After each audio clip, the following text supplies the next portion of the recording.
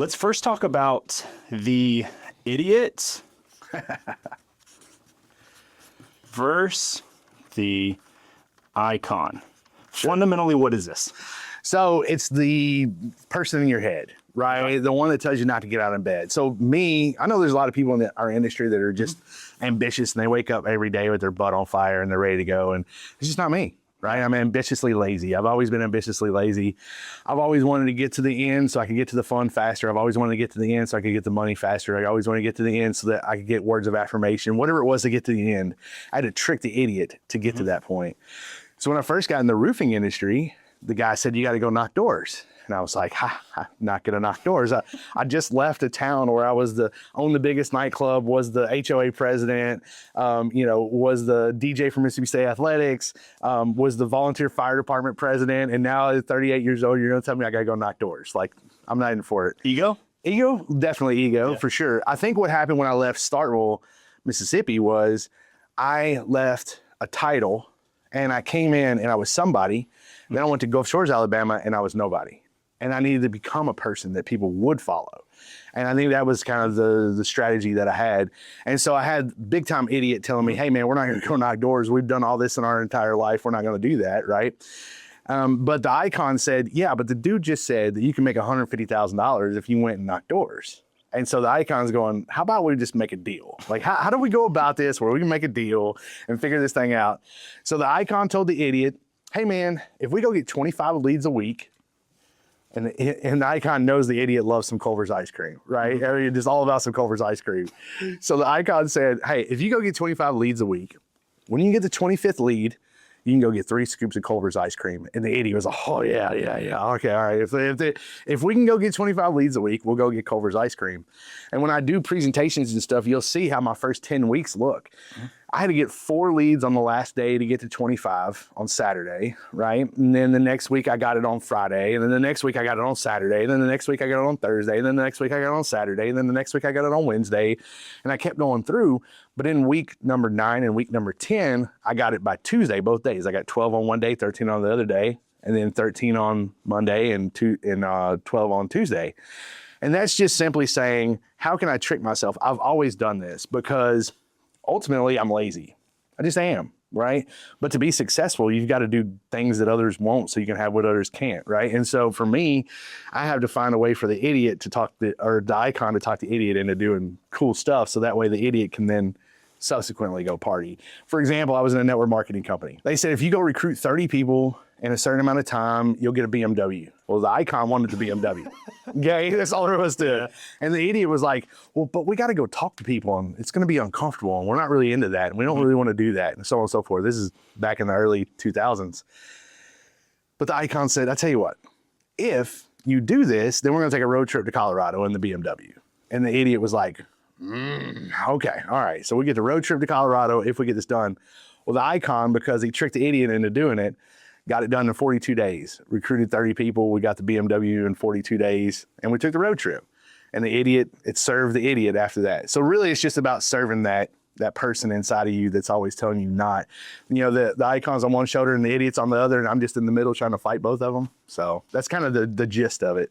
Interesting. How long into that, when you left Starkville and you started the next chapter, how long did this take to come up with, to wrestle with, to have a framework that then you could consciously think like, okay, I've got to kind of pit myself against my other self, right? Really talking about IFS with different parts here, sir. That's Correct. Talking about. There you go. Yeah. If we're looking at that, this versus that, how long did it take in that new venture or that new area? Like as far as getting to the level I wanted to get to, or? You to be in the spot where you were rewarding yourself and playing part versus part. Okay, so I probably did that back when I was a kid too. When I was in golf, I was a golfer. I was a very good golfer. I played professionally for a short period of time. And so I think back then the idiot would not want to go hit balls or want to practice and so on and so forth. The idiot just wanted to go play all the time. And the icon knew that to perfect anything, you got to practice. And so we would put in a certain amount of time to practice or do whatever else. And I say we, because me and the icon are constantly trying to figure out how to trick the idiot. I mean, that's bottom line. Here you go. And so, Again, here we go. Yeah. And so the icon and I always want to go get it, but the idiot's really, really strong. And so, I think I was doing that a long time when I was a kid. I've just been ambitiously lazy. That's just who I am. And I've always had to find a way to trick that person. So in the roofing industry, there's a lot of people that wake up, like I said, with their butts on fire and they go get it. I reach out to those other people that are like, hey man, like, wouldn't it be cool to take your kids to Disney? Yeah. All right. Well, here's the steps you got to take to go get your kids to Disney, and let's go do that. And then when you get to go to Disney, take a picture and send it to me, because that means we won together. And that's what I want to go find. I want to go find those people. Okay. So a couple things I want to rock on here, because you're saying a handful of things that I think will resonate with a lot. So first we're talking about ideal future outcome. So maybe let's start there for just 1 second. When you're talking about ideal future outcome, that North Star, and for some it may be the BMW, for some it's a wife and kids, for others it's $1 million in the bank account, what have you. How big does this need to be? It doesn't really have to be that big. It's just got to be big enough to trick your idiot, right? Well, like I said, I went and got 25 leads a week for 10 straight weeks to perfect a craft that they can never take away from me, right? Knocking doors with 3 scoops of Culver's ice cream. So it depends on how big of an idiot your idiot is, I guess, at the end of the day. Like how big is your idiot? Like, does your idiot need flashy cars and shiny jewelry, or does it just need 3 scoops of ice cream? That's just my thing. Like, I've never really been into, I don't wear a watch. I don't have, that's just never Rolex, been. come on. No Rollie. Yeah, never been that guy. Just never have. I've always poured into others a lot more than I've poured into myself. And so for me, it's just, what is it for you? Some people, it might be a Ferrari, right? It might be that you want to put your seat, your butt in a seat of a Ferrari, and that is achieving a goal for you. Great, right? At the end of the day, for me, it's just have something. Put the carrot out there, whatever it is, no matter what. Find the carrot that gets you excited, that'll get you out of bed every day. Put your feet on the ground and go get it. Now, this ideal future outcome, this thing that you want, does this come down to like the gravity of it? Is that some way influenced by where you're at today? Sure. Culver's ice cream for you then, but what's yours today? Yeah. Today, I want to generate more $5 million sales reps than anybody else in the world. And I want to do that. Mission. Yeah. Through the setter closer model, we've generated 2 so far this year that are wildly on the path to go do 5 million. And so I know that if I help enough other people get what they want, I'll ultimately get what I want, right? Zig Ziglar, and I think, a bunch of other people have said it, but ultimately that's what I want to do, is just go help as many people as I can. I don't have kids, so I don't really have a legacy, I guess, to do whatever. So my legacy will be on the roof. Yeah. But my legacy would be on the roofing community. If I was going to leave something, I want to leave it, because it changed my life. I was successful prior as in the eyes of some people, right? I was 27 years old, opened a 10,000 square foot band venue, nightclub bar, held 2,200 people. And like, we just killed it when we were kids. And then I think I did all the old man stuff when I was young. Like, I owned a bar and I was a really good golfer. Yeah. Like, a bunch of people like retire to own a bar and go golfing. Now I'm like on the back end going, well, I just kind of sort of want to do really cool stuff and help a lot of people. Yeah. And so that's what we do now with the setter closer model, is I really show people how to get there. Okay. So this started back in the day. You said 3 scoops, yeah? Yeah, 3 scoops. 3 scoops. And the trick to this was I used to get 1 scoop a day because I love Culver's. Yeah. And so, that was how we tricked it into it. And you said now it's more $5 million. Is that what you said? Yeah, I want to generate. This year, I'd like to generate 10 $5 million sales reps inside of our setter closer companies. Would that be what we're tricking with? Yeah. And that it can be as short as this year. Yeah. So it doesn't have to be something that's, hey, legacy, hey, 5-year, 10-year, what have you. Is it better for it to be short? For me, it is. Okay. Right? Because for me, it's got to be tangible. It's got to be something I can look at the end of the year and go, I did it. You said 10? Yep. 10 $5 million reps. And we've got 2 so far. So I need 8 more. So if you're out there and you want to be a $5 million rep and you want to come work for a setter closer. And this is in 2026, yeah? Correct. Before the end of the year? Yeah. And this isn't them necessarily doing 5 million this year. This is them trending towards the end of the year to do so. Yeah. Right? Yeah, absolutely. So trending that way. Yeah. Now, let's say you do set out the 3 scoops, but the 3 scoops doesn't get you there. You go 52 weeks without hitting it. What now? Yeah. I think you got to change. You got to divert, right? Okay. You got to figure out. Action, goal. What are you changing? You got to figure out whether this is the right vehicle for you, Okay. right? At the end of the day, sometimes it's not the right vehicle. Like whatever you're going after, whatever you're getting, the reason that we do what we do, the way we train companies is we're looking for the people that fit in the vehicle that we are providing. We're not looking to change our vehicle for them. And so same thing here. Like if you go this long and you can't get the 3 scoops of ice cream after a couple of weeks, maybe you shouldn't be a door knocker, right? Maybe that shouldn't be for you. If I can't go generate 10 $5 million sales reps, I shouldn't be a coach, right? I mean, that's just all there is to it. And so from that perspective, I am leaning on my own goals and I'm betting on others by utilizing my system. And so, you know, if I can't do that, then maybe I should change my line of work. You said something interesting here. You said that if you can't do this, then you shouldn't be coaching. Do you think the same applies for other people not being able to do this that are trying to coach? Yeah, absolutely. Yeah. I mean, I think there's got to be some type of, you've got to have stories, because if you don't have stories, if you're not constantly creating stories every day, Experiences, interactions, conversations, shooting the shed, doing multiple things, not just wins. For me, the biggest thing probably is, what do they say about me when I'm not in the room? And I know a lot of coaches that people talk about. It's just it, right? I want them to go, you know what? I am in Jay's program and I've taken it seriously and I've blown it out of the water. I mean, I have a company right now that did 203 roofs last year for all of 2025. This first quarter, they did 150 roofs. That's crazy. You can't beat those stories. There's nobody else out there doing it. There's nobody else out there, and I'll tell you to your face, there's nobody out there transforming roofing companies like I am. Why? Nobody. Just because the system, it's a system. It doesn't necessarily have anything to do with personalities or people. You don't think this has anything to do with you? No, I used to. Really? And here's why. Whoa, that's a statement. No, it doesn't have anything to do with me. And I used to think that, and I'm glad you said that, because in the past, I've helped 6 companies get to either exit or to the point to where they wanted to get to, right? Their North Star, whatever that was for them, the dollar amount, ARR, whatever. And I've always done that one-on-one. And I've charged them thousands. Yeah. Coming on site? Yeah, coming on site, usually twice a year. A lot of one-on-ones, a lot of alone time, a lot of just pouring into them. And I think I thought it was me, and it wasn't. It was the system. So last year we tested it out with 6 companies, and out of those 6 companies, 5 of them 3X'd.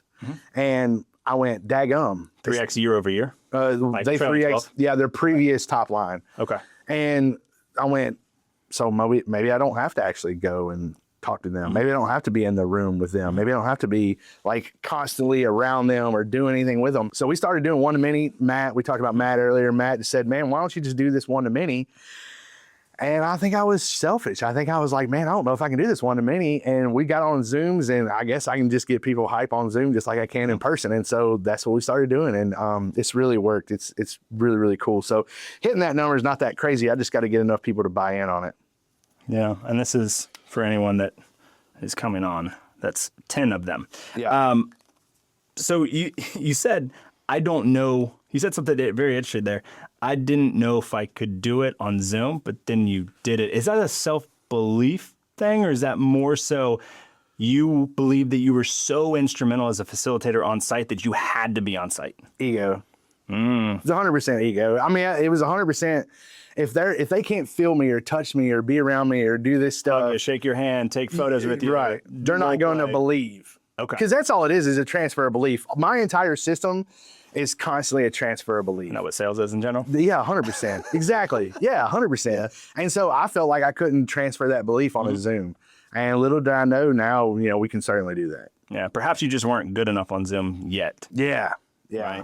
Right. It is a different, like one-to-many is much different than one-to-one. It's tough. When I was in the gym space, I did most consultations one-to-one for our 6-week challenge, but every now and again, people would double or triple book because I was the only one selling at the time. And I would get 2 or 3 on there. And if you miss one, you've missed all 3. Yeah. If you get one and you anchor, you've got all 3. Yeah. And so it's a very, very interesting, and webinar side is even crazier. And the evergreen effect, right? You got to evergreen everything. And that's really, really tough for anybody who doesn't know what evergreen means. It means that somebody steps into your program today and they're just as caught up as the person that's been in for a year. And that having to figure out the evergreen effect. And that's where the course came into play. We added a course to it that's called the Rep Factory. We're actually selling that course right now for $297. That's crazy value for $297 that we're selling, but we're just getting people in our hemisphere. But how many people know how much value is it? Yeah. And what is it? $2,900 of value, $29,000, $290,000. What is it? Yeah, I mean, if you took it, it's probably $50,000 worth of value, in my opinion. $297. Yeah. $297 a month? No, $297 one time. Excuse me, what? And the reason being, and here's why, because this is the first year that I'm doing this stuff. And so I'm calling this The one to many. Yeah. Okay. This is the first time I'm calling it the founder's year, right? Where everybody that gets in this year will ultimately be coaches in setter closer if they so wish and so desire. Because in my opinion, setter closer is going to be it for the next forever. That's the way roofing will be done because you've got to generate more leads these days. You've got to have more opportunities these days. You've got to blitz every single day these days. You got to do all these things these days because we're not getting the approval rate we did. We're not getting the checks at the adjuster meetings that we did. We have to figure out how to convert to retail as much as possible. You know, all the things that setter closer fixes are the things that are going to be the problems in the future. Right on. So something that I want to kind of pull back to, idiot versus icon, for anybody that's watching this that maybe says like, hey, I haven't achieved X, but I've tried in this vertical, I've tried here, I've tried there. How much of this, like tricking yourself with a ideal future state, comes down to the leaders and the coaches that you have in your organization? Well, garbage in is garbage out. Right. And depending on what you're listening to or who is in charge of you or who you've been listening to, right? There's a difference between going home and listening to a Billy Cox or a Les Brown or a Coach Michael Bird or whoever you're listening to versus going home and listening to CNN or Fox News or whatever it is, right? So you got to get yourself personally developed. And to do that, there's so much out there nowadays. It used to be you had to go read a book. Well, I'm dyslexic. I don't do that stuff, right? Yeah. I think you're back-to-back on dyslexics on this deal. So I watched you with Raymond. Raymond's dyslexic too. And so it's like, you know, from my perspective, there's so much opportunity out there to get personally developed, right? And everybody's always going to have those skeletons. I just wear mine on the outside, right? So I got abs. They're in there somewhere. But at the end of the day, it's like, for me, personal development meant like I'm going to hit the goals that are important to me, which is the people around me having a good time, the people around me having success, the people that I'm coaching have success. And so if you feel like you're not moving forward, probably because either the person that's pouring into you doesn't know what they're doing, you're not listening to the person that's pouring into you because you're too close to them probably. You can't be a prophet in your own land. Yeah, can't be a prophet in your own land. When I go train companies, when I physically go train companies, it is crazy how often I will literally say the same things that the owners are saying, but they will listen to me like the uncle. Absolutely. Because the owner's the parent. And so, I think the idiot versus icon has to be about you, though. At the end of the day, you have to identify who your idiot is, so that way your icon can trick that idiot. Yeah. Now, from a leadership standpoint, though, I really want to, and more specifically sales leaders in general, so let's say sales managers, not this random person that has never sold this outside the industry that don't know what the heck they're talking about, but leaders in organizations that are doing what they should be, how are they helping their reps play with this? Yeah, so it's a touchy thing. And I really don't like sales managers in our world. Okay. Right?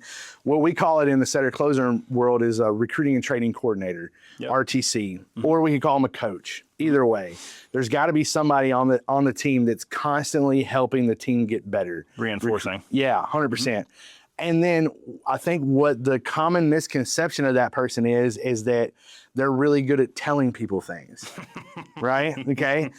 When you're a good leader, you are the best question asker out there. You ask better questions because you know what somebody's idiot is. I know if they're going drinking at the bar every Friday night or every Tuesday night and they don't come to work on Wednesday, I know what their idiot is. But if I go, man, you keep going out and you're always going to the bar and this is the problem for you and blah, blah, blah, right? Or I take data and I go, man, it looks like Wednesdays are lacking. Like after we looked at your breakdown, it looks like your Wednesdays are lacking. Why do you think that is?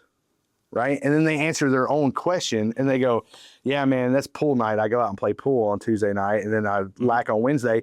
Then it's up to them to make the decision on what to do. I'm not here to push dead bears up trees. I don't want any leaders pushing dead bears up trees. I'd rather just go get more damn bears, right? Yeah. So figure it out. Keep those that don't want to be pushed up trees on a Wednesday, or do they see themselves out at the end of the day when you bring more killers in? Yeah, 100%. Second one? The only way to motivate sales reps is to have somebody on the bench sitting there looking at them, right? It's hungry. Hungry. Yeah. So to the $5 million sales reps that I have in the setter closer model, they don't do anything but climb and close. They don't knock doors. They don't run adjuster meetings. They don't go sign contracts. They do inspections and close, and that's it. That is the dream job of most people. Yeah. And if you are slacking or you're lacking in some way, there's 3 other people sitting on the bench just going, man, I can't wait to knock on doors. Yeah, that's it. Just waiting. Yeah. Please, not even wishing on your downfall, but if you do go a different direction, we're taking that spot. Please take a 2-week vacation so that way when you come back, you have to earn your spot back. Because that's the way we do it. It's like whoever sold the week before gets to follow the canvassers the next week, right? And it's just constantly doing better and doing better and doing better. And if you take a 2-week vacation, you got 2 weeks worth of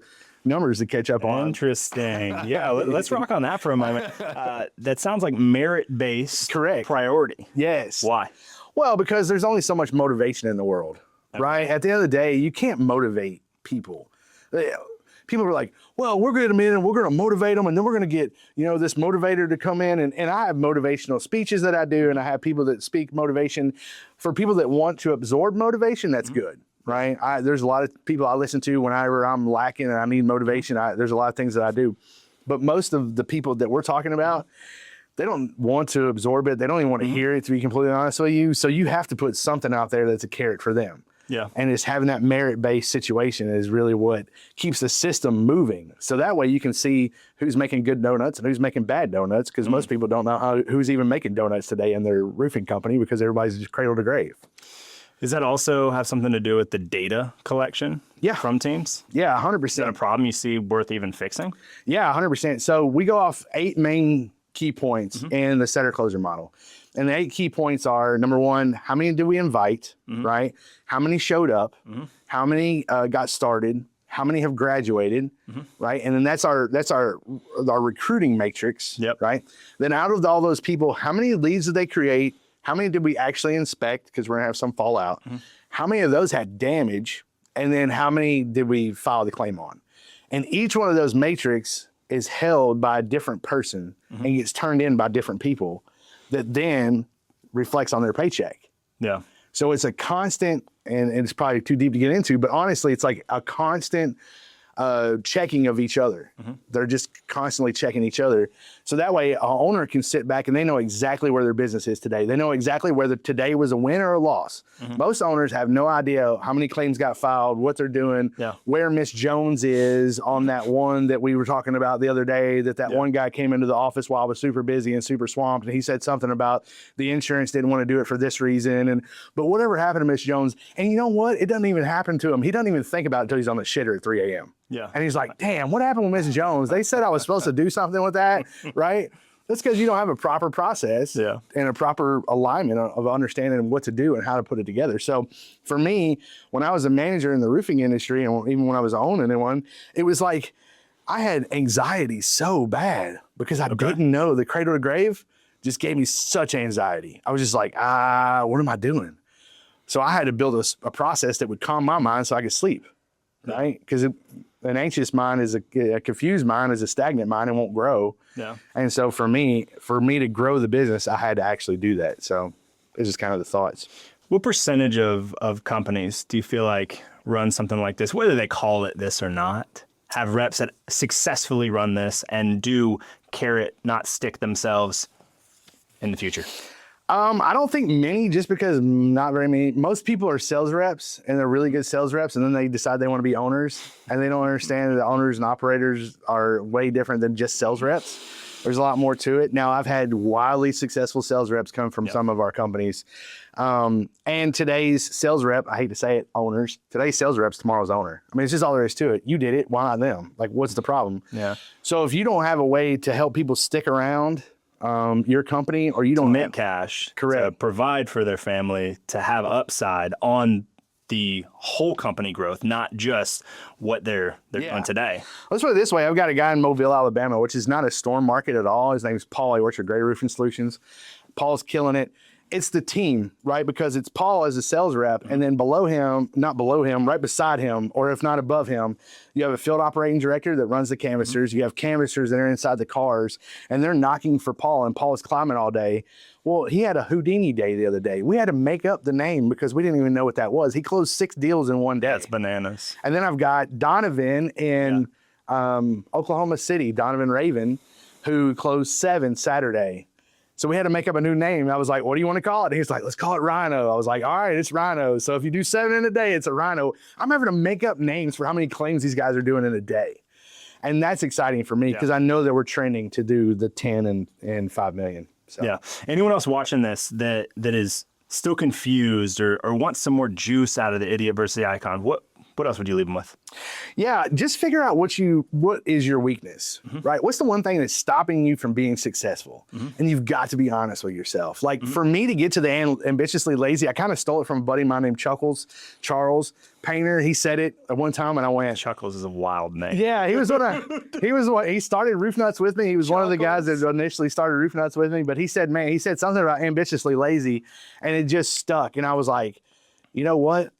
That's what I am. Like I wake up every day and the icon wants to just go conquer the world and fly jet planes and go to Vegas and do all the things. Now I don't like Rolexes and Lambos, but I do love a private jet.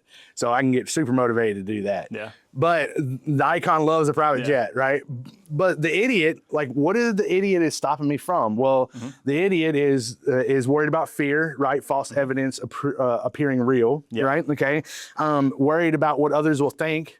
Well, once you stop thinking what others think about you, everything opens up. I made a video about that. Not like what happens. Yeah, you have to stop thinking about what others think of you.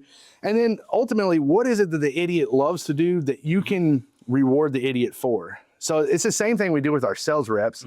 We'll be like, man, if you go out and get 30 deals this month, I'll take you to a Braves game in the box seats. Okay, cool. It's the same thing. We're just doing it in small pieces or big pieces and doing it for them personally. They got to figure out how to do it for themselves. Doing it more sustainably too. Correct. For something that the goalpost can continue to move, but it's something that's different for you, Jay, different for Madison, different for Avery, different for James. Yeah. It's different who it is, which probably keeps people rocking a whole lot longer at a whole lot higher speed. Correct. 100%. 100%. Beautiful. Well, I think we summed that up. Yeah. Jay, next thing we're going to do is we're going to look at ABS. ABS, an acronym that you really love. Yep. I want to let's walk through and define just what it stands for, and then let's rock on each one. Sure. Yeah. So ABS comes from Andy Elliott. I want to say thanks to Andy Elliott out there. Andy Elliott said you can't be successful unless you have abs. They're in there. So for the most part, I was, well, okay, what kind of abs can you be successful in? So the A is the attitude, right? To me, the attitude is everything. I can't control the attitude. A lot of times when I'm recruiting or I'm hiring somebody, I can't control their attitude, but I certainly can identify it. Are they happy? Are they not happy? Whatever that looks like, right? Then the B is belief, right? We get them in, we get a good attitude from somebody. We've got to build belief in some way. There's a lot of roofing companies that fall short on this. We've got to tell them stories. We got to tell them about what's happening. I have something to Setter Closer model. Their very first day, we go out to the field, we drive past the build, we talk about the build, we talk about who it is, you know, hey, this was James's build, man. He made like $3,200 on this build. It's awesome. I got to stop here and check the materials real quick. I jump out of the car, go check the materials, get back in the car. Then I drive a couple blocks away and then I have them go knock a door. I'm like, hey, by the way, you know, hey, if you want to, just go over there and hit that door and, you know, offer a free roof inspection. Well, what am I supposed to say? Man, just go over there and do it. I just want them to go do it. That's it. I want them to go get a lead. That's all I want to do. Too small to fail at. Just getting in there. That's it. Okay. If they get out of the truck, they're worth my time. If they don't get out of their truck, they're not worth my time. That's the first test that we have of our people. And then finally, if they have enough belief, they'll stick around long enough to learn the skill. Okay. Right? Yep. And without a good attitude, without belief, skill will never be achieved. Right? Because they're going to quit, they're going to leave, they're going to do whatever. So this is kind of a barometer that we have in the Setter Closer where we look at everybody and say, hey, what's their attitude? What's their belief level? And then what's their skill level? And then we'll judge that. And a lot of times we'll have people that are experienced or been around for a long time that show up and have a bad attitude for the week, and their results will show it. Even though they have great belief and great skills because they've been successful in the past, something may be going on at home where they got a bad attitude.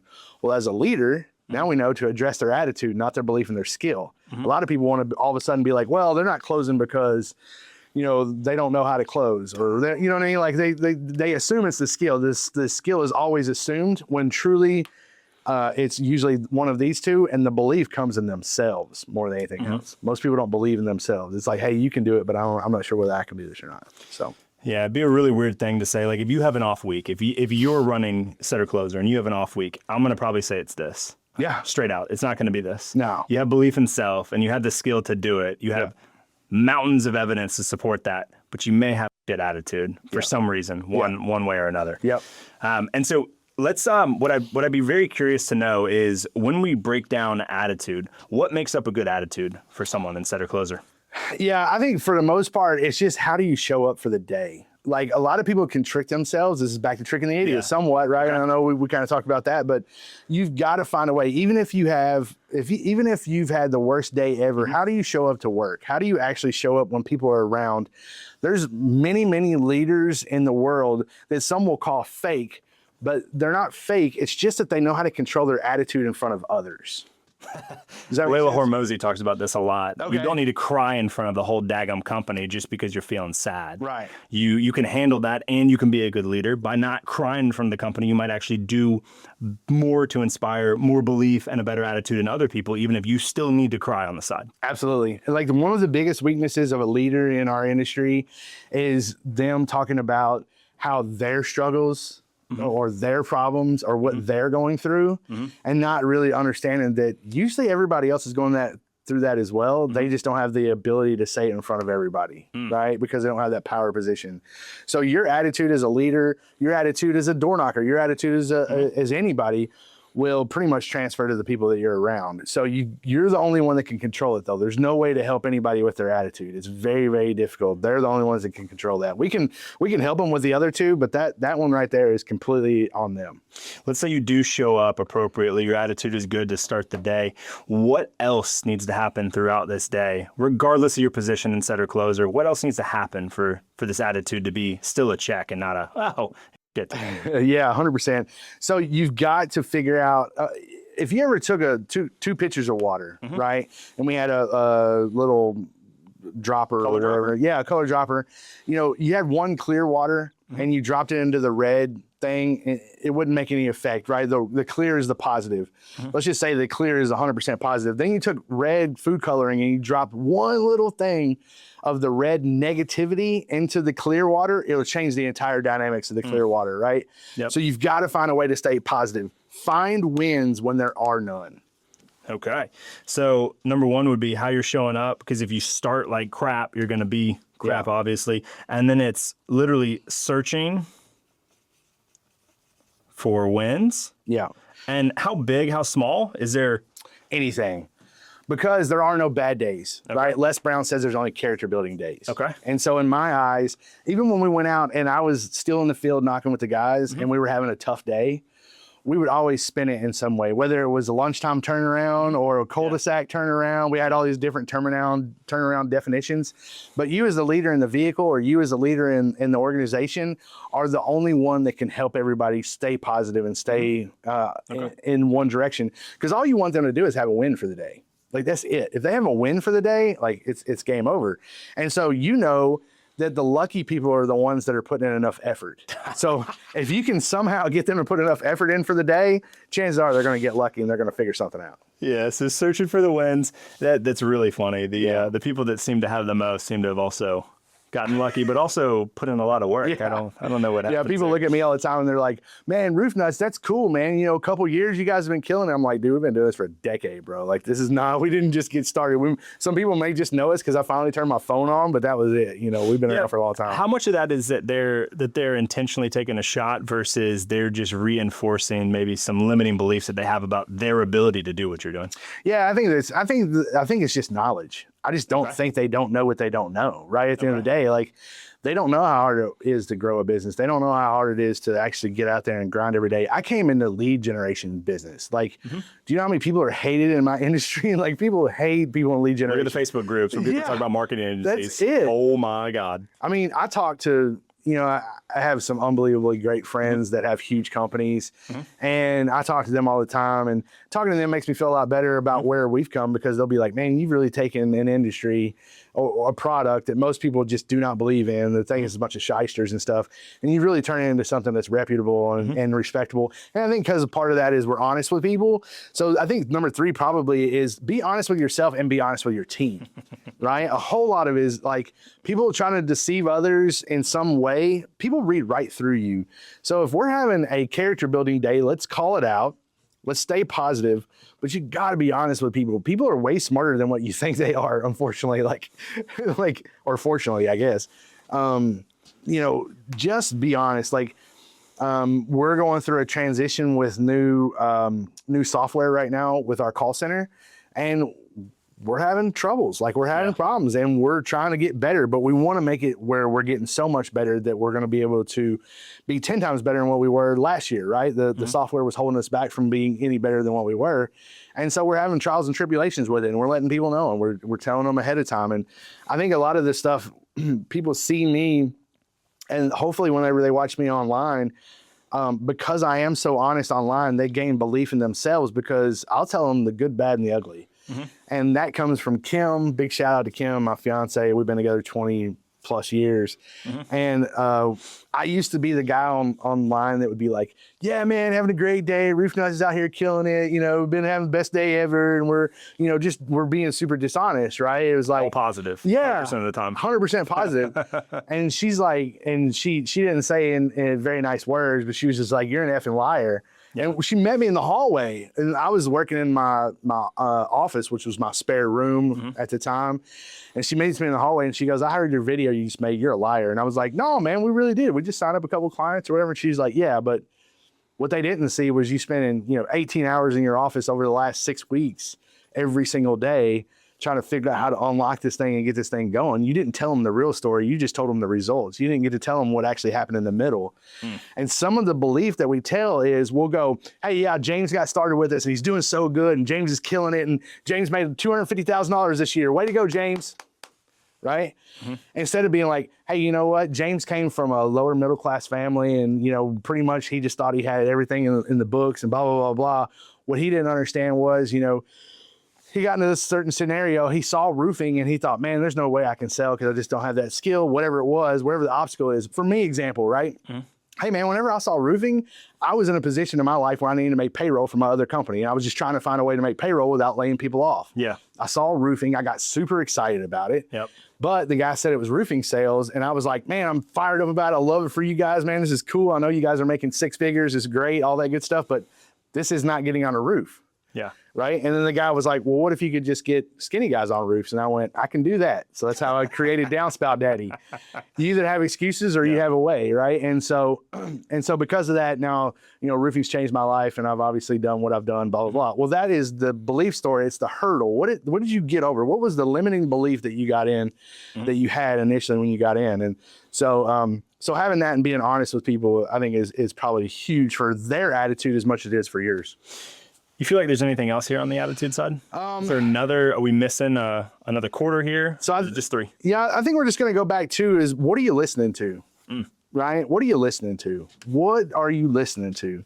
And it's what is that, Chris Stapleton song or something? Or somebody sings that song, what are you listening to? I can't remember who it is, but it's so true. Like, are you listening to mealy mouth, whiny people that have never done anything with their lives? Or are you listening to people that have been successful, have done it, have been where you want to go?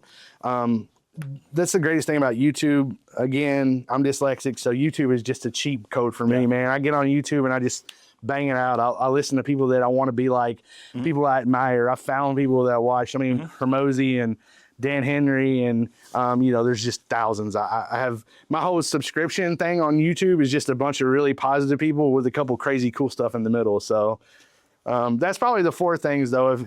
If you can just how are you showing up? You can control that. Searching for the wins. There are no bad days or just character building days.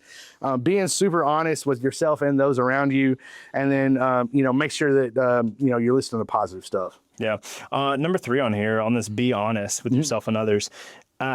Can you define honesty? Are we talking more about transparency? Are we talking about the good, bad, the ugly? Are we talking about the nitty gritty details? What are we really saying when we mean honest? Yeah, you can't go too deep in the roofing industry because a lot of times whenever we're talking about this, we're just talking about people that have not necessarily personally growth and developed themselves. And so it's like somebody being dishonest in roofing sales is like, the whole day goes by and they're at lunch and they haven't got a lead yet, or they're at 3 o'clock and they haven't got a lead yet, and then turn to them and going, man, it's still a great day, man. We're still having a good time. Okay, no, you know what I mean? Like, identify it. Hey, man, I know it's not working so far, but what we're going to do is take a short break. We're going to run to a gas station. We're both going to get a Monster, and then we're going to go kill the rest of the day. Cool? Yeah. Yeah, all right, bet. And we're going to find a way to win. And we always find a way to win. I don't know how many times I could tell you that we haven't had anything at 3 o'clock and we finished the day with 8 leads.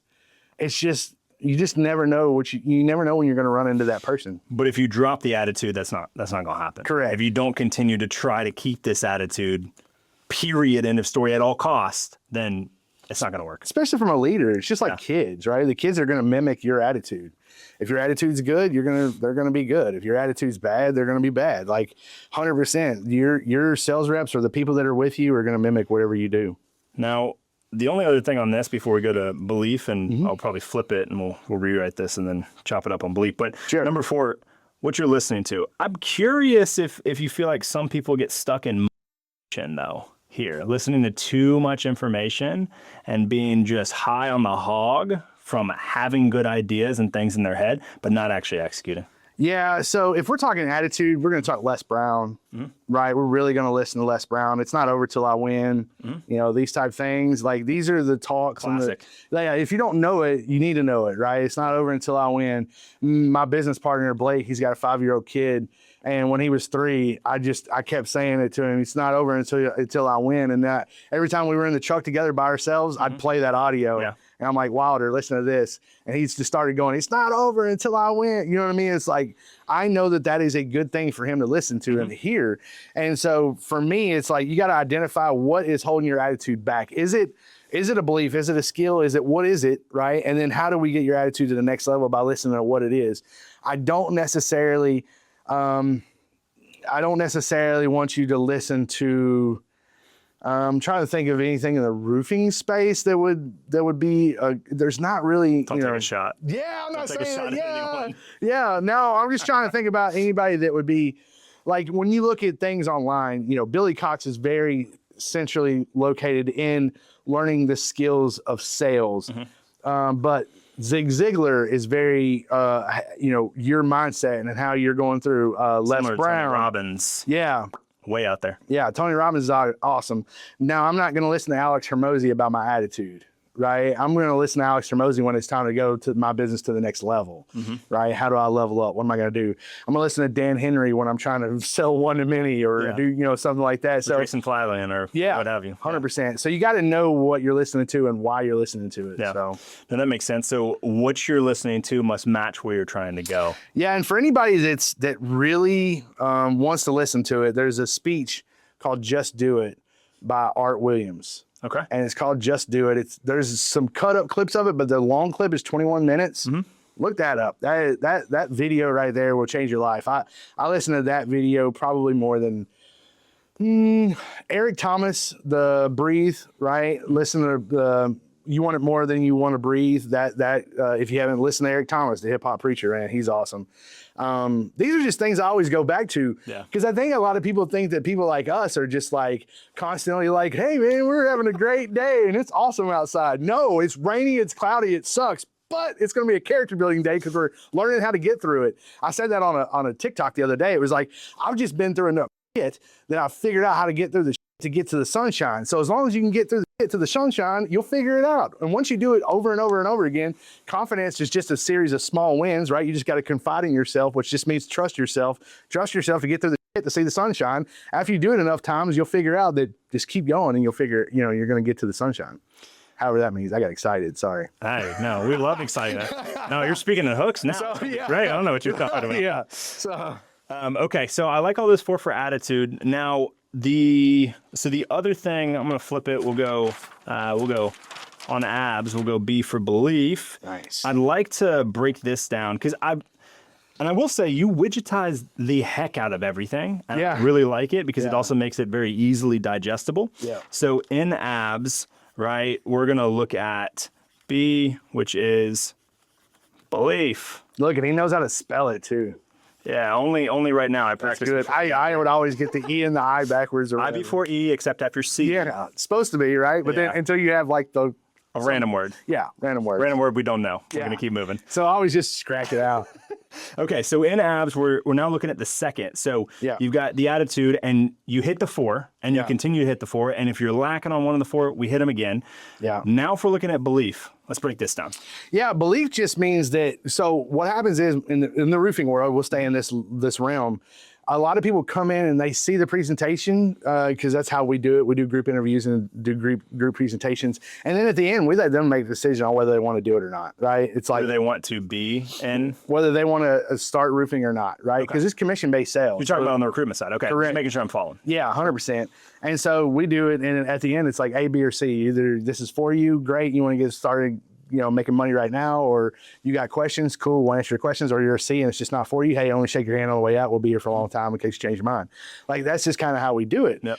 And building that belief, you've got to have stories inside of your presentation, right? You got to have stories of who were they? Proof. So, yeah, mainly proof, right? But then you've got to hit pain points. So when we talk about sharing somebody's story, we want to talk about who were they before roofing, right? I probably shouldn't say this guy's name out loud. I'm not going to say the name, but the story that I tell in private is that I had a buddy of mine, right, that got in trouble for slinging grass, Okay. right? Yep. And then he got out of jail and started cutting grass, Okay.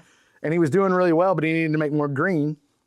He saw roofing, wasn't sure whether he could do it or not because he didn't want to climb roofs. But he found a way, and now because of that, his or his 1099 has looked way different this year than it ever looked before, and he makes 4 times more than he did cutting grass for a living. And it's true, and he's here in Atlanta, and he kills it. But anybody that's ever sold grass before, or anybody that's ever been in that position where they had to make a life change, may step back and go, "Hey, that kind of sounds like me," or whatever the objection is. Tommy was a tow truck driver. Right. And I wanted to not work nights and weekends anymore. Yeah. Got into this industry, figured out he was really good at talking to people. And because of that, he's now, one of our top sales reps. Whatever the story is, we're just trying to build their belief. And the belief comes in stories. So whenever we talk to homeowners, a lot of times we talk about, this is going to get approved because of X, Y, and Z, the way the shingles go together and they overlap. And because of this overlapping, blah, blah, blah, blah, you'll put a homeowner to sleep, right? They have no idea what you're talking about. Because of the way the hip and ridge run together, it's going to overlap. You have the underlayment that's doing the thing. All you really have to do is go, you know what? Your roof is just like Miss Sally's right there. Miss Sally, because we were able to prove a couple things on the roof about overlap and whatnot, actually got her roof approved. We can go to speak with her. If you want to, we can just pull the trigger right now, right? That's it. Just telling Miss Sally's story. Instead of trying to tell the story of the roof and how you're going to get it approved, you're going to lose them, right? And that's giving them more information than what they need, and a confused mind is a stagnant mind, and they're not going to make a decision. So when it comes to stories, we try to keep them in there. So Simon Sinek does this unbelievable talk where he talks about the why and the what and the how. And a lot of people talk about how they're going to do something and then what they do and then why they do it's the last thing they talk about. But for me, it's always like, why? Why did you get into roofing sales, right? What was your holdup? And then how did you overcome it, right? And that's what I want to. So when I tell people, if I have a new person that started on Tuesday and they're coming to the Thursday event and they got 8 leads the 2 days prior, I tell them that. I say, why'd you get into roofing sales? Well, I got in it because I want to change my family's life. Cool. What was the one thing that was holding you back initially? Well, I just wasn't sure whether I could do it because nobody in my family's ever been a salesperson. Right. And then how did you overcome that? Well, I got in the car with you and you showed me how to do it. Cool. Can you share that with the group? Yes. Cool. 30 seconds or less. You can just tell the group how you did it. Yep. Why, what, how. I like it. Yeah. It's essentially Russell Brunson's Epiphany Bridge. Yeah. right? That's a more drawn out, 7-step or 8-step process. But who before? We've got why. He said why, what, how? Yeah, why, what, how. So why did you get in? What was your holdup? What was your objection? And then how did you overcome it? Why get in? What was? And it's crazy when you hear what people were, And how you did it? yeah, and how you overcame. How you overcame? Yeah, and it's interesting whenever you actually do listen to people and you take time to lend an ear to them after they've had a little bit of success in the roofing industry of, while they're doing it, obviously they're doing it for family, they want to have success, they want to blah, blah, blah, whatever. But the what is the most interesting and most intriguing thing. Because if you really listen to your what's, you can break down your presentation and make your presentation better. Yep. Because if your what's are consistent, which is what I see a lot of times in my companies, is it'll be like, well, what was your holdup? Well, I wasn't sure whether I could go find the neighborhoods. Well, we're obviously not telling them in the presentation that we're going to do that for them. We're going to facilitate the neighborhoods for them. All they have to do is get out of the car. So we add that to the presentation. Those are little things, right? Start giving you the objections that they have internally that they didn't want to voice, so you can handle them as obstacles on the front end in presentation of them. And they're like, yep. So then all of them are A instead of B or C. Correct. Exactly. 100%. So that perfects your presentation as you go through it. Because I show them how to do the presentation, but man, my energy's so high. And most people's energies just won't ever be that high. Like, people will follow me through a brick wall, I'm pretty sure, if they knew that, whatever. I don't know why that is. I'm super blessed to have that opportunity. But I do I understand that I am that way. So I had to build a model that anybody could literally get behind it and drive it. Yeah, I'm blessed. But we were chopping it up before, and we won't name who we were talking about. But there are leaders that there's few leaders that many people would run through walls for in this industry. And those people, when removed from scenarios, don't always necessarily have success in that same place that they did. But it's for the same thing. How can you take that, but breathe life into the people that are going to run this so that they can have belief without you standing right next to them? Correct. Same thing with your presentation too. Like, whenever you have a homeowner, so whenever we have what's called a POC, a point of contact. That person is the person that's in contact with the homeowner the whole time. We do like a review type situation. So we review. It's just 2 R's, review. It just means we want a review from the homeowner, verbal review. How did it go? What happened? We asked them the same things. So let me ask you a question. Why did you go with our roofing company, right? Was there anything that was holding you up from going with our roofing company? And how did we overcome that? Just for our future understanding, right?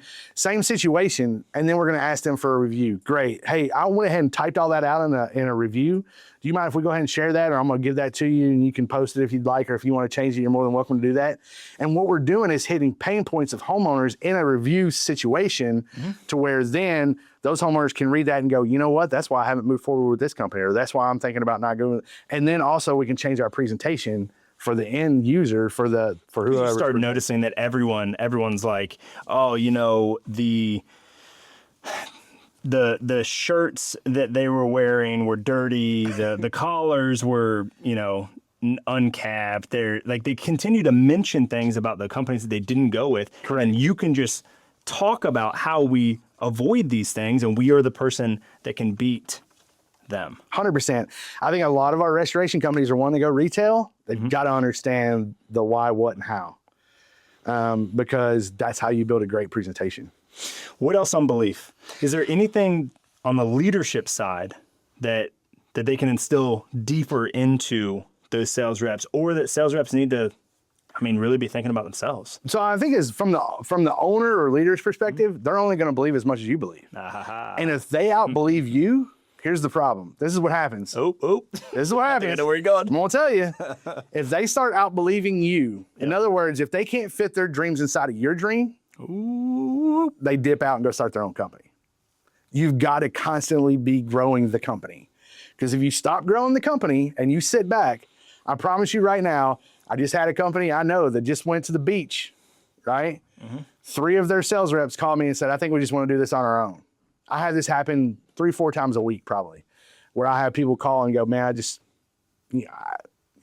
happens to me all the time. I don't know why people trust me to tell me this stuff. I don't go and tattletale on them. I'm not going to tell on them. I'm going to give them the best advice that I can give, which is usually, hey man, be honest with your owner, see if they can go, with you or whatever the advice is that I feel like is the best case. Try to do right by them. Try to. You got to do what you Right. do. It depends on the relationship I have with the owner too, right? And sometimes it's like, hey, yeah, get the hell out of there because that dude's a loser. So but just be honest. But your belief level is the cap of the company, and if their belief outweighs your belief, they're only there for a limited amount of time. They have to fit inside of your dreams. How many companies today, percentage-wise, again, I know I keep asking you percent, but how many companies do you believe that they're top performing, those 5 million or the 1, 2, 3, 4 million, the people that are aspiring to be the 5, how many of their dreams outdream the owner? Well, based off the companies I've worked with and the companies that I've seen grow from the companies that I've worked with, it's pretty substantial. Like, you look at the 80-20 rule, right? Every sales organization has the 80-20 rule, right? Yeah. And so those 20% that are bringing you 80% of your jobs, you better be out thinking them. And the only true way to outthink them is to personally grow and develop yourself. Mm-hmm. You've got to be going to things outside of the industry. Like, people will be like, oh yeah, man, I went to RoofCon. I didn't really get anything out of it. Well, you obviously didn't see John Cenak's talk. Like, you obviously didn't go see AJ talk. You obviously didn't go see the things you needed to go see, because if your sales reps were in those rooms and you weren't in those rooms because you were having a cocktail at the bar, your sales reps are going to start thinking like John. They're going to start thinking like AJ. They're going to start thinking like me. They're going to start thinking like you. If the reps start thinking like us, they're leaving. Yeah, they're leaving. It's just happening. There's nothing that's really holding them there if they start to get that belief in self. Billy Cox says it all the time. He's just like, man, if for some reason you're stuck at being a $15 million company and you're super happy at 15 million, and you have a sales rep that comes through and does 5 or 6 million, and you're not wanting to go to 100 million, then their time is limited. Yeah. I have never heard that. Really? Never. Nice. No, but I like it. I don't know that I've ever said it. Honestly. I like it. I think I try not to say it out loud, but that's what happens. I mean, that's what happens. Why don't you want to say it out loud? I think as of this past year, I've been in the position where I'm like super worried about saying certain things, but now I think I'm okay. Like cradle to grave. I used to not want to say anything about how bad cradle to grave is. Now I'm like screaming from the mountaintops, because people that feel that pain are the people that we need to really pay attention to. Okay. And you didn't want to say cradle to grave because you were worried that it was going to piss people off in the industry that you wanted to serve? Correct. Because they have a different belief about cradle to grave than you do, and you're like, I don't want to like cut out half my people. Yeah, I don't want to make half the people mad. But I think now somebody needs to be truth teller, maybe. It's time. Interesting. It's time. I mean, how many people have worked with, I've worked with 135 companies, like intimately in their offices and worked with them. Not many people have that. Like, people would be like, well, you never grew a company to this big, or you never did that. And I was like, I've done it a lot to other people and helped a lot of other people. That's just my passion. I'd rather do it for others than for myself. Mm-hmm. But very few, I don't know of any, that have been in as many offices intimately as I have. I mean, there's definitely people out there, but I don't know that many people that have done it and know systems like I know systems, because I came from the restaurant bar business, where different animal. Listen, we had 2,200 unreasonable hospitality. Look, we had to seat after a football game 400 people and feed all of them within 2 hours, and then brought in 2,200 college kids after that to party all night long. We had to have systems, processes, responsibilities. We had to have all that stuff. Yep, you had to really be paying attention to every detail. 100%. I really like this. I think so far, and everything that we've talked about, I think this is because you're talking about something that will happen regardless of what owners want to say. Sure. Owners want to say, oh, my sales reps are never leaving. We got the greatest culture. We got the greatest onboarding. We got the greatest support. We got the greatest this. We got the greatest that. But like, you're drinking your old Kool-Aid. Yeah.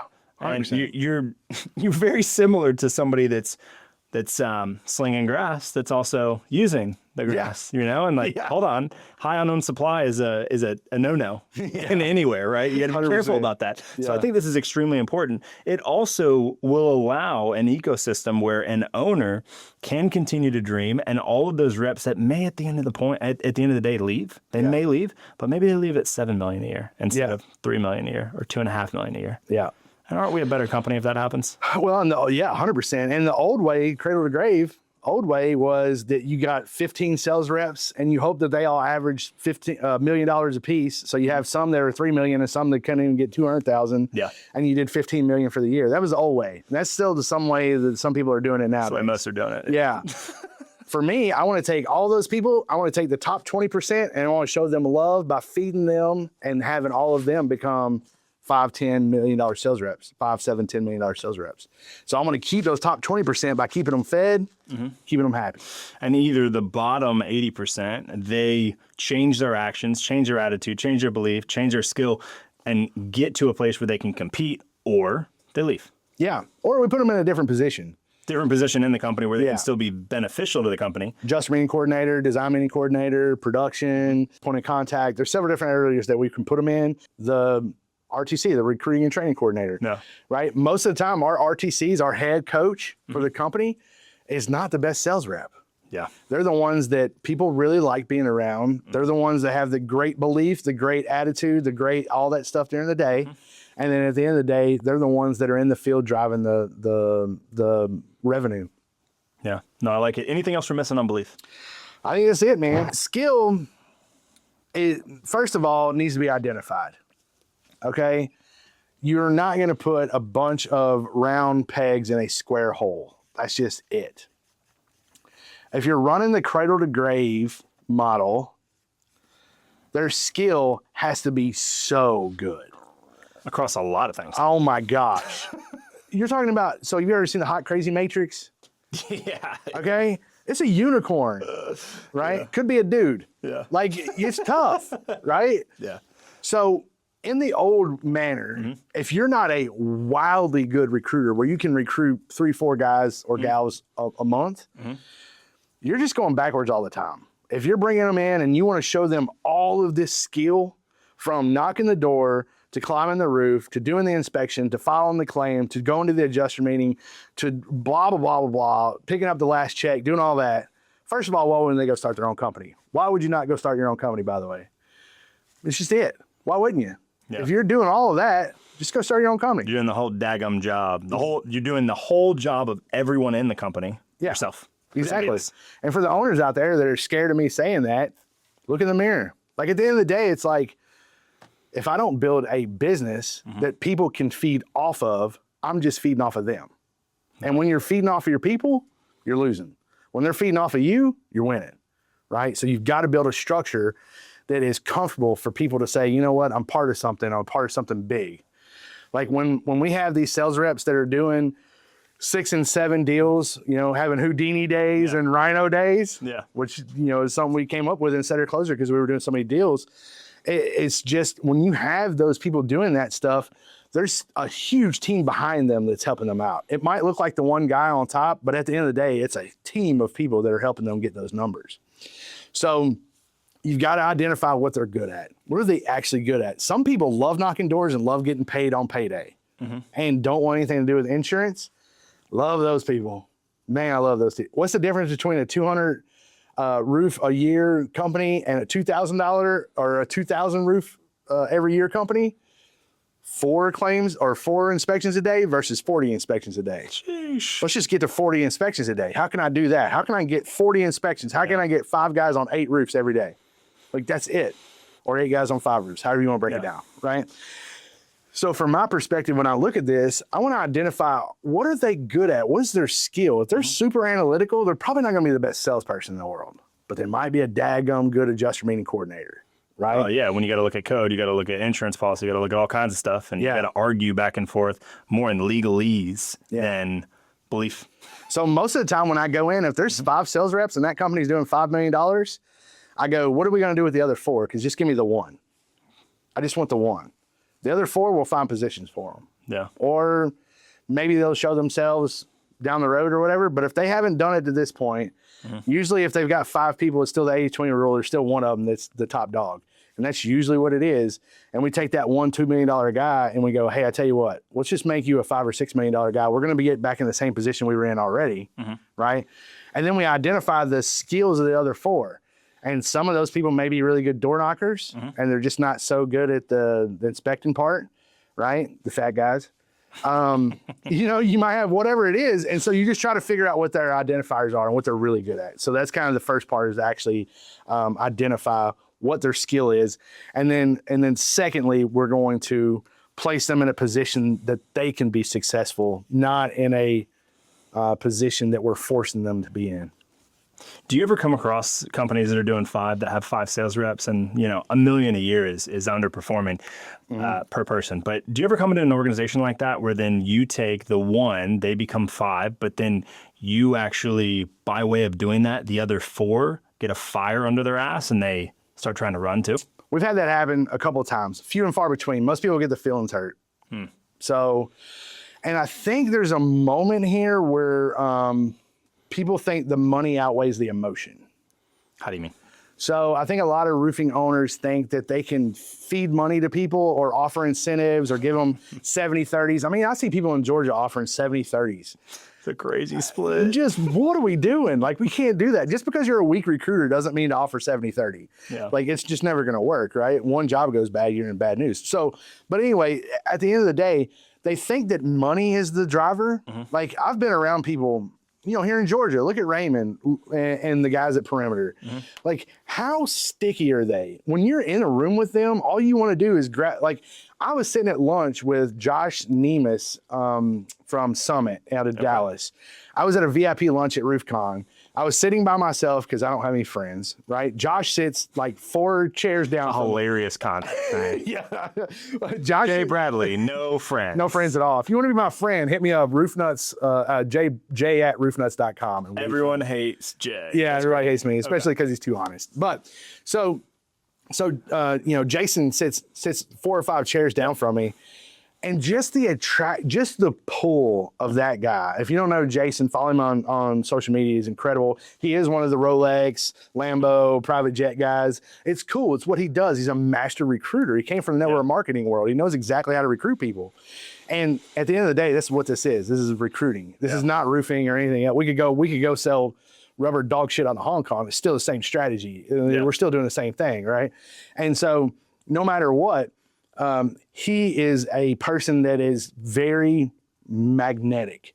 And sure, they're all in the money and all that other stuff, but being around him makes you a certain level. It makes you feel different. It makes you feel some type of way about yourself.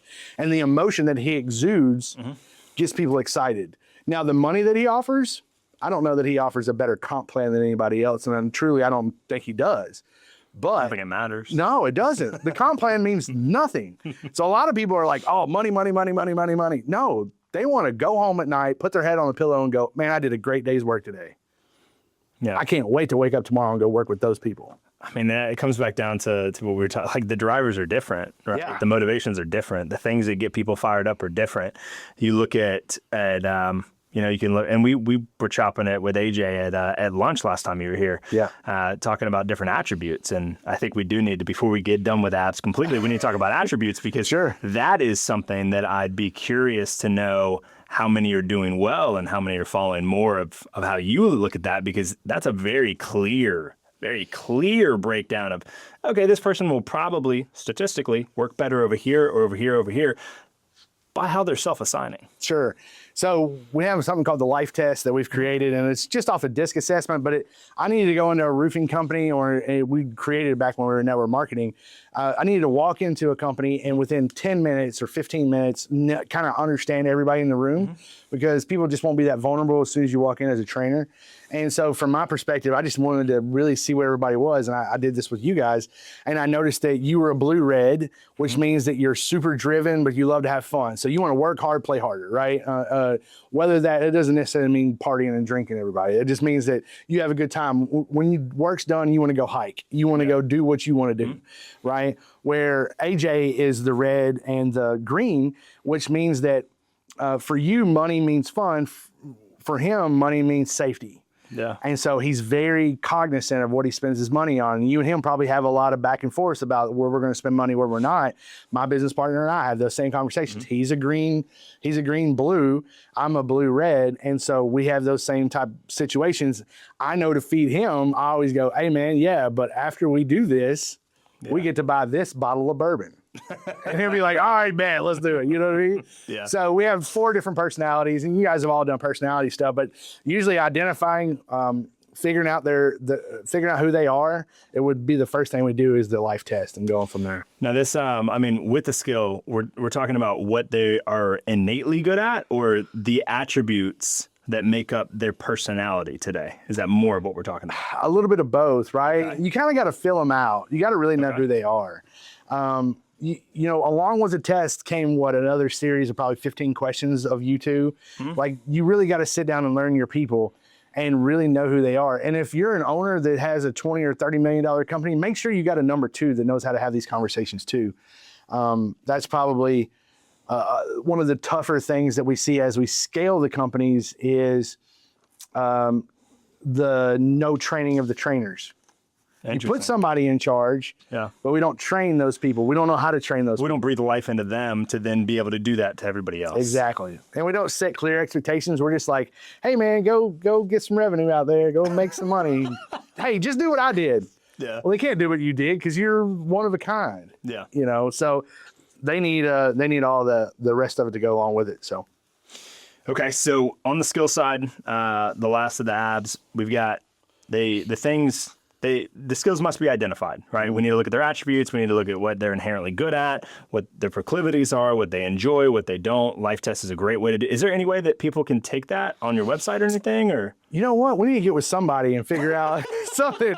I got to figure out how to do that. I have not done it yet. A lead magnet would be great. A little embeddable would be great. Something like that. Something like that. I'm gonna have my people get with your people at some point in time. Y'all are gonna help me out. Technology is not necessarily. When we look at skill, technology is not it for me. Embed. Okay, we'll squirrel that away for later. We'll figure out the life. So we're looking at because I think the life test. It was an interesting. But we've done DISC and we've done Big Five and we've done, like, he and I have known each other for over 10 years. Right. We've done a lot of these and we worked in a bunch of different places. Sure. But it was very interesting how simply you broke it down. Yeah. You didn't have to understand what DISC stood for. You didn't have to understand any of these other things. You just had to answer the questions the way that it felt natural immediately to do. And that's kind of it. Yeah. And so we want to place people in successful positions. Is there other stuff with skill? Because I think that number 2 is probably one of the most overlooked. Everyone wants to be the glory getter. Sure, 100%. So then the last thing with skill is actually KPIs. KPIs in general. Like, that's just it. OKRs or just KPIs? Just KPIs. I'm okay with. You don't rock with OKRs? Really? Yeah. You're gonna have to teach me. I guess you got to teach me. You're gonna have to tell me all about it. What is it? So it's objectives and key results. So KPIs are going to be the quantifiable, so the number metrics around those things. But objectives, you got main objectives and you have key results within.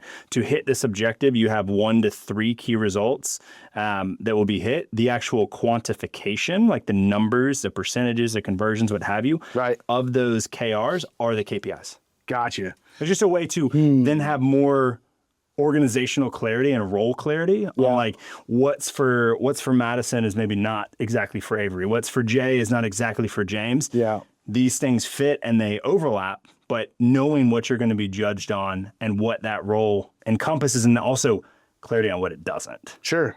But it's just the more conceptual breakdown of what the KPIs are, kind of one up. That's interesting.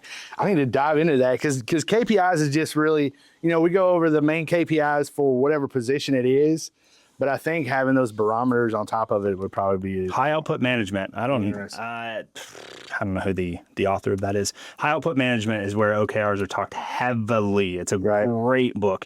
And Mosey is the one that threw that book in front of my face. Oh, really? Yeah, he posted about it one time, talking about like growing people, and because I had always just been KPIs only, KPIs only, no roll sheet, no summaries, no OKRs, no none of that. And then I was like, I read that book and I was like, so it's interesting. So my KPIs, when I read the KPIs, when I look at the KPIs, I can tell where the weaknesses are for the setter closer model. Absolutely, because I can really tell. Yeah. But I don't have the wording to go behind it to say if this is lagging, this is usually the problem, or this is lagging, this is usually the problem. Well, it goes back to the exact same thing. Like if you're not there, can someone else read these? No, not to my ability. So that's interesting. So what are they called again? OKRs. OKRs. So you got objectives, yep. right? And let's say there's like 1 to 3 main objectives for each, but then under each objective, you have key result 1. You have key result 2. Effectively, key result 3. If these 3 are done, this will happen automatically.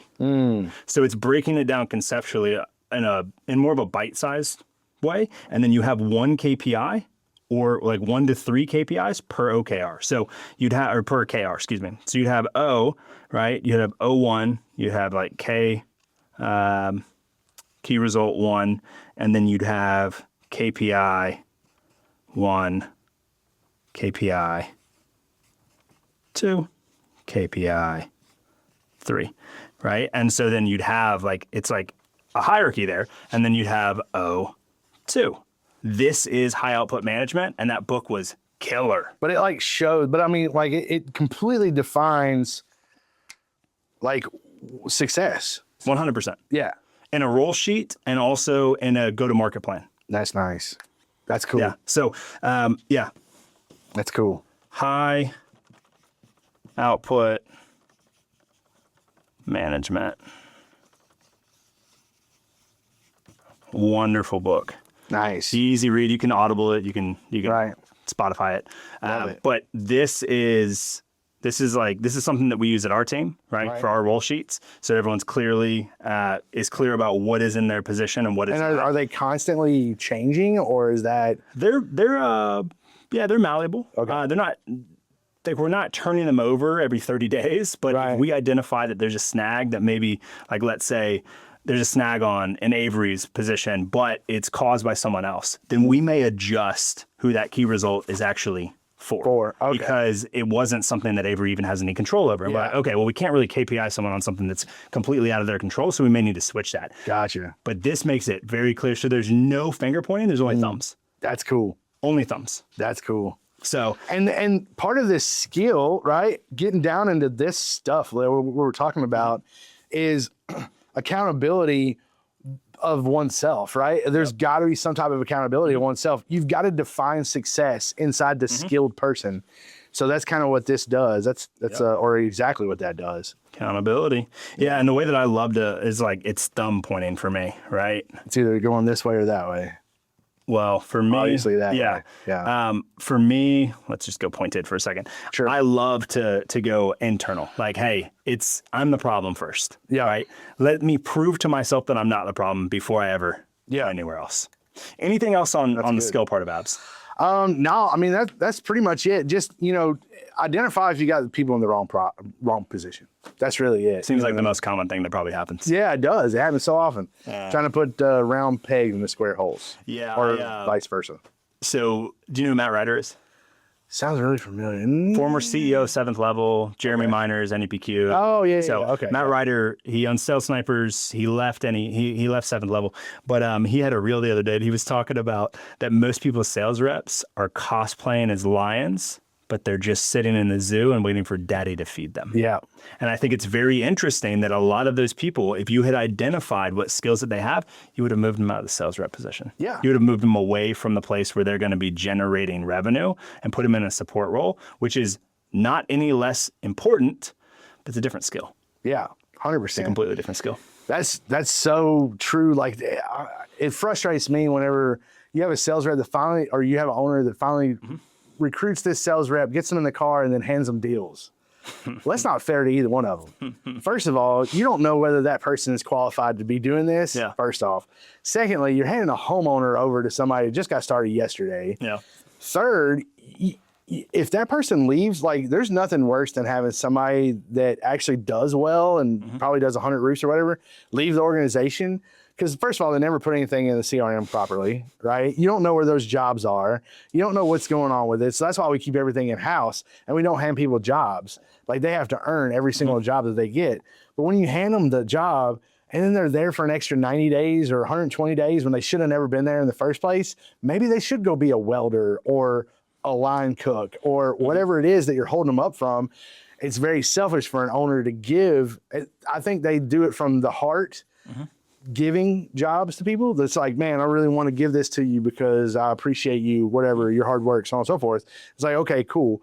But if they don't work out 6 months from now, you just took 6 months of their life that they could have been an insurance broker, whatever it is.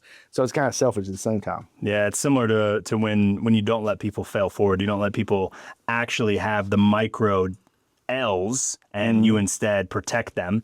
You put on the foam on every edge of the table because you want to protect them, but all you do is create someone that's not competent. Well, and the first thing I'll say, and this is some of the owners that I've worked with will hear me say this and they'll know what I'm talking about. But as soon as I hear them say that, I'll go, oh, okay, cool. Well, when your kid goes to college, are they going to be able to make their own bed? And they're like, what? And I'm like, because obviously you probably make their bed every morning because all you're doing is just out there giving stuff out, not showing anybody how to do anything. And they're like, no, my kid makes their bed. And I'm like, well, why do your sales reps not do their own jobs? Like, it's like, okay, kind of a dick move, but I got to be a dick sometimes because if not, they're not gonna listen. Well, and the thing is, if someone doesn't tell them the truth, they're going to continue to do what they're doing. And so maybe you've got to be the bad guy, but cradle-to-grave is dead in a lot of ways. And it sounds like you got something that's going to work a heck of a lot better.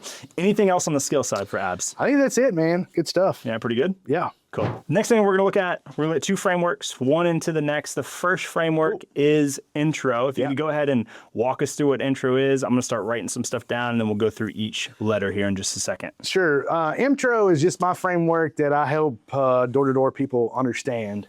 And it's just an acronym for the most part that just tells what order things go in, because when I was out training in the world, there was certain things that just got missed. Now, when I do my intro framework, when I do my door-to-door framework, you have to understand that I'm working Georgia, Alabama, Mississippi, South Carolina, North Carolina. I'm working areas that people don't necessarily know that they have damage. And so there's two main words that we won't say, which is just and damage. So these are things that we set up. No saying just, hey, we're just in the neighborhood. It makes people feel almost dismissed. And then the word damage. Anytime anybody says the word damage, it puts a big dollar sign in their eyes or in their brain.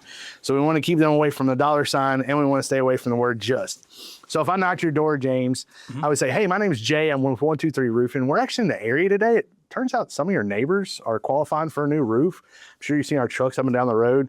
So we're just taking a little bit of time out of our day to just come by, say hi, and do a quick inspection. See if maybe you qualify like some of the neighbors are. It takes 5 or 10 minutes for us to check it out.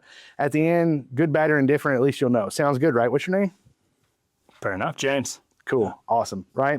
And that's just it. So what did I do? I introduced myself. My name is Jay with 123 Roofing. Then secondly, I said why I was nearby. Why am I here? And I said it with a curiosity tone. I hear too many people saying, hey, there's a lot of people in the area that are getting approved for a new roof, and you probably can too, and all these things. What I want to do is set up a curious tone. And the reason I'm using a curious tone on that specific part is because I want the homeowner to run outside when my inspector's done and ask if they did qualify. Oh, hey, did we qualify?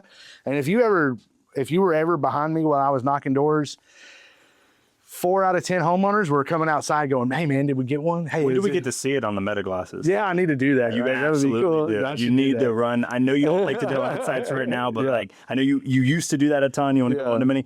I think that we would love to see this process run on your meta glasses. All right, bet. If there's a roofer out there that wants me to come, we'll talk a price and I'll do it with meta glasses. So at the end of the day, then we're going to offer the tender, right? Okay. That's all that means, is just offering the free roof inspection. What are we offering? And the reason I made it intro and didn't make it roofing specific was because I actually do this for insulation companies and bug companies and several other door knocking companies. So, but what's our tender? What are we actually offering? And then if you remember, I actually had him relax by saying, hey, look, good, bad, or indifferent, at least you'll know at the end of the day whether you qualify or not. So regardless of future state, we just want to make sure you have the information. Correct. Exactly. So just relax. So that's all the R means, is relax. Okay. So you want the homeowner to relax. Now, is that also relax on the nerves that they have from someone knocking? Is it relax on the outcome? Is it relax on the process? Where do you want them to relax? Yeah, just on being okay with us checking it out. Right. Okay. Everything starts with the inspection. People think things start with a door knock. The door knock's nothing unless you get the inspection. Everything starts with the inspection because we don't know whether they qualify or not. They might have a class 4 shingle on there and they don't qualify. We have no idea. So just making sure that they feel okay about moving forward in the process. Let's say someone's brand new. They don't know why class 4 shingle would not qualify for anything. What does that mean? Yeah, it just means that they'll hold up to a lot bigger hail, right? At the end of the day, it just means they're going to hold up to a lot bigger things. So what we want to do is just, find a friend, help a friend at the end of the day, right? And so we're just trying to let them know, hey, we're just out here to help. Potentially, if it works out, cool. If not, that's okay too. And then the last one is the one that gets missed a lot, okay? And it's obtaining information. So obtain their info. And a lot of people will get to this point and they'll say, hey, look, good, bad, or indifferent. At least at the end, you'll know. And that's just an awkward place to leave it. It's just weird. I don't know if you've ever gone on a date before. What is this, Hitch? I don't know if you remember this movie. You're probably too young for this. No, I remember Hitch. You remember Hitch? So Hitch was a movie back in the day, and there was like this scene where they kissed on the front porch or whatever, and it's like this, 80-20 thing where one comes 80 and the other comes 20 or whatever. But if you have a great experience, you have a great date, you go out and everything's fantastic, both parties expect to kiss, right? This is kind of the way it is. Well, that's like you not asking for the sale. It's that awkward. It's like standing on the front porch and just like, you've got to face like 10 feet away. Yeah, you've got to ask for the sale. So for me, the way I've always trained how to do this, and you do it in whatever words you want to, I utilize a tie down question and then a question. So I'll say, sounds good, right? And I shake my head. Then my pen goes to paper, and then I'll ask what their name. May I ask your name, right? Sounds good, right? What's your name? Sounds good, right? What's your name? And I just assume the sale. And I'll tell you that a good bit of people that give me their information just have no idea at all what I even said. And they'll give me their information and then I'll start to walk away and they'll be like, wait a minute, what did I sign up for again? You're like, oh yeah, well, we're just doing a free roof inspection. It'll be a skinny guy who gets up there and comes down and tells you what's going on, whether you qualify or not. Cool, all right, bet. So this is just a framework that I utilize. It's pretty straightforward. So, hey, my name's Jay, with 123 Roofing. We're in the area. It turns out some of your neighbors are actually qualifying for a new roof. Why turns out? Huh? You use that a lot. Why turns out? Yeah, I don't know. I've always just done that. Huh. Is there psychology behind it? Yeah. Keep going. Oh, okay. Yeah, there's. You got to help me out with that. All right. So, hey, I'm Jay. You know it. You know it. You're doing I probably it. do. You're yeah. 100% doing it. I'm probably not naming it. Over the years, I probably have learned it somewhere. I just didn't know it. So, hey, I'm Jay with 123 Roofing. Turns out some of your neighbors are actually qualifying for a new roof from their insurance carrier due to recent storm activities. So today we're actually just offering some free roof inspections with the folks we haven't had a chance to touch base with yet. It takes about 5 or 10 minutes. Look, good, bad, or indifferent. At least at the end, you'll know whether you qualify like your neighbors are. Sounds good, right? What's your name? That's it. And it's just straightforward. So, and then sometimes, depending on their demeanor, I may say right in here, I'm sure you've seen our trucks up and down the road, just for familiarity purposes. Yeah, so there might be another assumption here. Yeah. And the curiosity is probably the biggest thing that most people miss. Most people knock a door and go, hey man, hey, everybody's qualifying, you qualify too, you're gonna get a roof, it's gonna be awesome, there's damage everywhere. Oh yeah, overly excited. That's like the, oh man, when you go to the mall and you have someone that's selling the perfume or selling the phone case or selling the jewelry and they're like, hey, the street vendors are so excited. Yeah. Everyone is doing it. Yeah. It turns most people off. Right.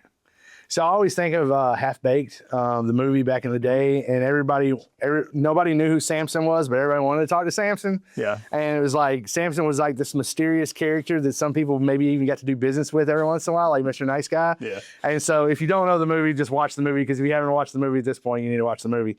But for me, you're trying to just kind of be very curious. Like you want people to have that curiosity, that interest, that trying to figure out whether it's worth it or not. And so that's kind of where that curiosity comes from. Yeah, I like it. I think this makes sense. Now, would you say that from a door-to-door perspective, I mean, obviously the offer is different depending on what you're selling, but does this work for all door-to-door? Yeah, and cold calling. So we do this through our cold calling as well. Okay.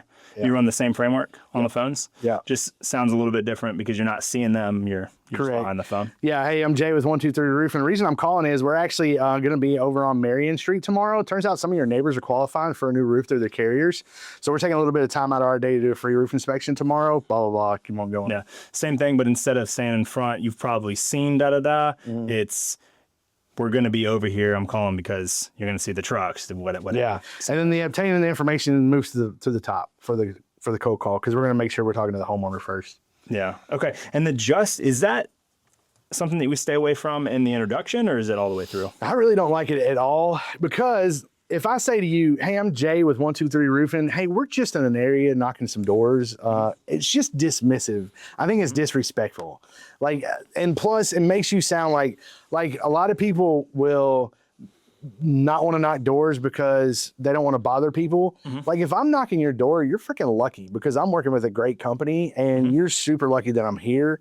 So I don't ever want to dismiss them or dismiss myself. We don't want to downplay the benefit that we can bring them, the advantage that it is for me standing on your doorstep. Yeah, and by dismissing myself too, I mean the words sorry to bother you. I hate that. Hey, I'm sorry to bother you. Man, forget that. You're lucky I'm here, bro. Yeah. We're in the area. Some of your neighbors are qualifying for a roof. You're either going to take advantage of it or you're not. Like, that's it. Like, that's the way I go to every single door, though. You've got to go with that mindset. Whether they qualify or not is not up to you. Whether they get on that roof or not is up to you as a door knocker. And this is how the setters, this is how we train the setters, and we get really deep into with them. Like, if they can't do the framework, then they don't get, so the very first day they go out, we don't show them any of this stuff. After their fourth or fifth lead, then we'll start showing them this stuff. And then we try to dial it in and get them better and better and better at it. At first, I'm just trying to see if they can carry a conversation with somebody. First, I want to see if they get out of the truck. Secondly, I want to see if they can carry a conversation.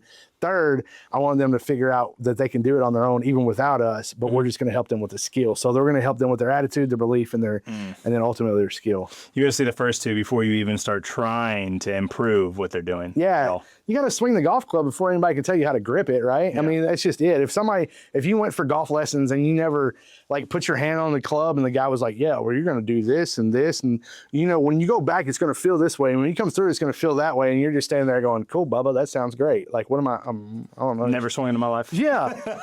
It's like, hey, man, go out there and whack a few. Tell me what it feels like. And then that way I can tell what your feelings are and relate it back to what's actually going on.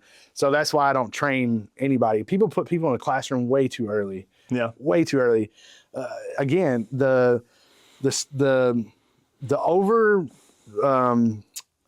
more information, the more stagnant the mind is. The more stagnant the mind is, the less it'll move. Yeah. And so that's kind of where you want to put it. It's the 4 stages, right? You have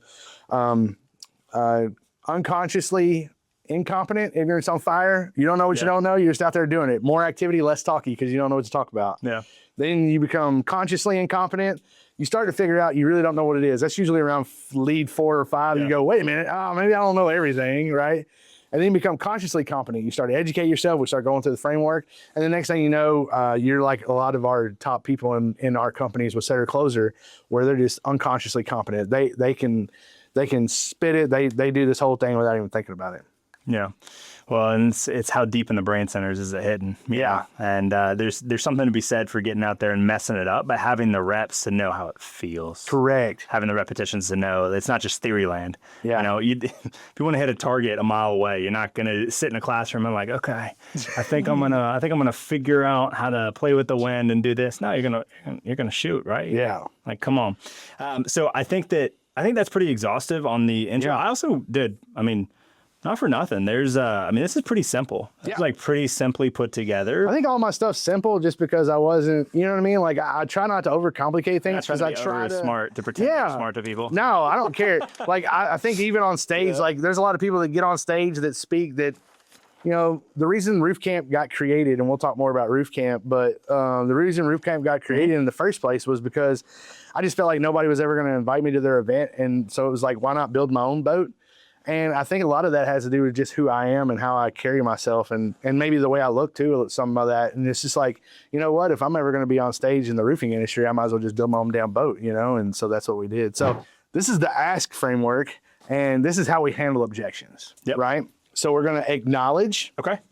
And acknowledge just means they say, oh man, I can't do it today because my cat is in the vet. Oh man, I'm so sorry that your cat's in the vet. I completely get it. I have 2 cats of my own. I don't have cats because I don't necessarily like cats. I'm a dog person, but I will relate. So, hey, while we're in the area, your cat being in the vet, does that mean you have to go pick them up? What does that look like? Can we just go ahead and do the inspection while we're here is the solution, right? Let's just go ahead and do the inspection. Well, I got my skinny guys here. You mind if they go ahead and get the photo documentation? That way we can share it with you later. That's the kickback. So we're going to acknowledge, solution, kickback. So the acknowledge is just saying whatever it is, you're just regurgitating whatever it is back to them. And for the people that I'm training, I want you to acknowledge whatever they're saying back to them, Because first of all, sometimes it sounds silly, and whenever you say it back to them, they go, oh yeah, shit, that sounded silly, right? First off. But then secondly, it gives you time to think. Most people don't think about this, but it gives you time to think about what your actual solution is. And then the solution is just screw everything. How do we get on the damn roof? Like, what do I got to say to let us on the damn roof? That's it. Screw it all. How do we actually get on the roof? Get on roof. And I'm either going to kick back with a question that I know they're going to answer one type of way, or I'm going to kick back with a tie-down question. When you're talking about kickback, you're really talking about clarity? I'm just kind of asking. I'm asking them a question one more time for them to acknowledge that they are okay with us, like doing the actual inspection. So some sort of question. Yeah. That gets it back in their ballpark to agree. So let's say that I say, sounds good, right? What's your name? And you give me an objection. Give me anything. Now's not a good time. I'm on a call. I got to get back to it. Yeah, completely get it, man. Everybody's busy these days. Matter of fact, I've only got the skinny guys here today. How about I go ahead and let them jump on the roof, take the photos, do all that good stuff, and then I get back with you, say like 6 o'clock after work. Sounds good, right? Yeah. I guess that works. Yeah. Okay. So so I came up with a solution. Skinny guys are here. Let's go ahead and get the documentation now, and then I'll do it after work at 6. Cool. And that's me kicking it back as a question. So it's again, we're looking at we're really looking at a commitment. Yeah. Commitment post new solution. Yep. To objection. Yeah. Yep. All right. Yeah, I like that. Yeah. So again, whether it's clarity, whether it's something else, you're just getting back into the ask again. Correct. You asked for the sale, they said no. Whoop. Ask for it again. Whoop. The reason I made the acronym ASK, I don't know that anybody else has done that. I've seen a lot of Alex Hormozy stuff. I've never seen anybody do ASK. And the reason I made it ASK was because the person that asks the most questions is the one that wins. If you can get really good at the door, not telling, but asking, then you're in good shape. Right. And then just listen. 2 and 1. Yeah. Yeah, 100%. So we're just constantly like, I want them to think, man, did I ask enough questions? Well, like when they come back to the car and they didn't get one, it's like, okay, cool. What did they say? Okay. What was your solution? Okay. And then what was your question? Okay.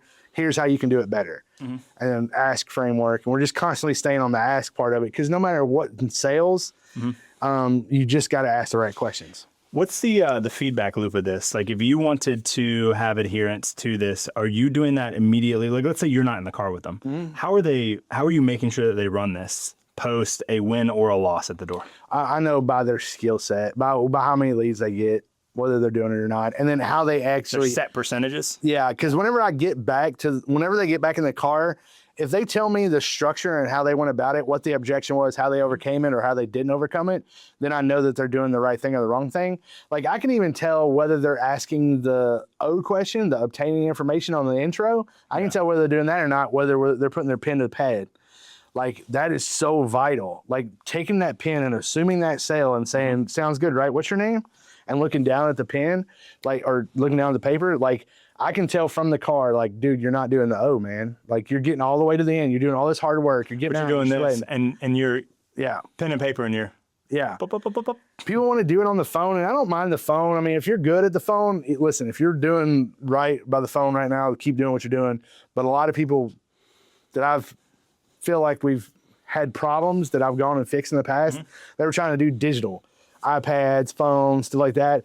People are just uncomfortable with those things. And so also it looks like you're not paying attention. Correct. You know, if we're talking like this and the whole day that I'm here, I'm not even looking at my phone, but I have my phone in my hand. You're wondering why the heck does he have his phone in his hand? And the thing is, like you get a text message and you just go to flick it up one time, like, and the homeowner's talking. Like all of a sudden you just dismissed everything they were doing. Even though you're listening to the homeowner, they saw you flick up the text message. Because you're moving the notification out of the way. It still is an acknowledgement that it was there and your attention is off. So I just have spiral notebook paper and a piece of paper and we just take off with it. Usually I'll write down 3 or 4 leads from the day before because I want them to see my paper and that they're not the first one, right? Yeah. So, I mean, in a spiral, I think that's actually extremely... That's what I did at the last RoofCamp last year was hand out a bunch of spiral notebooks. Yeah. Okay. I like that. Anything else on the ASK framework that people should know? No, just keep it simple, stupid. Right at the end of the day, just kiss it, man. You just got to keep doing the same thing. No matter what the objection is, just keep going back. Just keep going back. Just keep going back. I'm constantly going back. You know, no matter what, I'm always going to acknowledge, even if they give me 87 objections. When I go train companies, I'll have like their sales manager or their RTC or their coach or whoever it is get notebook paper from everybody, and everybody writes down their objections, and then they just fire them at me. They just fire like all the questions, and it's just constantly the same thing, the same loop. And several times they'll accidentally answer with their name because they just, you know, I've just gotten good at it now, but it's just constantly, and I'm wanting them to hear how I handle every objection. It's non-confrontational. Once you figure out door knocking is non-confrontational, it gets really fun, right? Because we're just looking for the ones that are looking for us. All right, next thing we're gonna look at is setter closer model. Now we're gonna break it into two areas that we kind of chopped on a little bit. I'm gonna write down setter closer, and then let's maybe break down the two areas that we want to look at, and then we'll go to the first one. Sure. So setter closer is something that I used to call the rep nut, the Roof Nuts Elite program back in the day. I've helped a ton of companies grow, and we've just gotten better and better and better with it. And so the first part is called the rep factory. Okay. And that's really Rep is in like representative. Yeah, the rep factory. Okay. And that's still kind of an homage or an allude to the old Roof Nuts Elite program. And what we're doing here is just mainly trying to figure out how do we recruit people. If you're not a master recruiter, if you're not great at recruiting people, if you are not pulling from a gym or a rehab center or whatever it is, like a lot of the big companies that we see have a master recruiter that's enacted in place. A person. One person. And we see that a lot with the PE companies. The PE companies will call me a lot because they lose that one recruiter, and now they don't know how to bring people on board. They don't know what to do. And so we do that with the Rep Factory. This will show you how to bring people in, how to put them through a funnel, and ultimately get them to sales if they qualify. So that's going to be your recruiting and your training. If they qualify, internal, even on the recruitment side. Oh yeah, hell yeah. Oh my. Yeah. Hold on. We got to chop on that a little bit. Yeah. If they qualify, because 100%. when we were talking about running an intro, you were talking about if you qualify. Yeah. So talk to me about that on the recruiting side. So a lot of people, whenever they recruit in the roofing industry, they're trying to talk them into joining the team. But just like if you had a huge funnel, so the worst thing you can hear from a sales rep is, oh man, Miss Sally backed out because her cat got sick and he had a hairball and now she won't blah, blah, blah, blah, blah. And if you had 75 other Miss Sallys in your pipeline, you could care less about the cat with the hairball, right? Same situation. The same owner that will tell me, I can't believe this guy's driving me nuts off of this one lady because he doesn't have enough jobs, is the same owner that comes to me and goes, bro, I don't know. That one guy keeps telling me about the cats all the time. And I'm like, him telling you about the cats and it bugging you is just like him telling you about the cats and it bugging him because he doesn't have enough people in his pipeline. You don't have enough people in your pipeline. So everything is earned in our system. 100%. I like everything. That. Meritocracy. Exactly. Meritocracy. So I'll give you some crazy stats and then we'll go a little deeper here in a second. But for this is where most people quit, and you can kind of put these numbers down. Okay. So for every 1,000, yeah, applicants, okay, 300 will show up. Okay. Out of those 300 that show up, if you have a good presentation, 150 will get started. Out of those 150 that get started, 1.5 will become a sales rep. We have a qualifier for the 150 to get started. So for you to get from 150 to 150, you have to get 20 leads in 14 days. To get from 150 to the one to a sales rep. Okay. Yeah. So from here to here, you've got to get how many? 20 leads in 14 days. 20 leads in 14 days. Is that not a high bar? It is. 100%. But how high? Not that high. If you can't get 20 leads in 14 days solely focusing on getting leads, you don't need to be in the industry. 8 hours, 12 hours? More the Raymond approach, 12s, 7 days a week, or 8 hours, 6 hours? Okay, so Raymond's a beast. I like Talking about Raymond Little, by the way. Yeah, Raymond Little's a beast, and he doesn't have a work-life balance.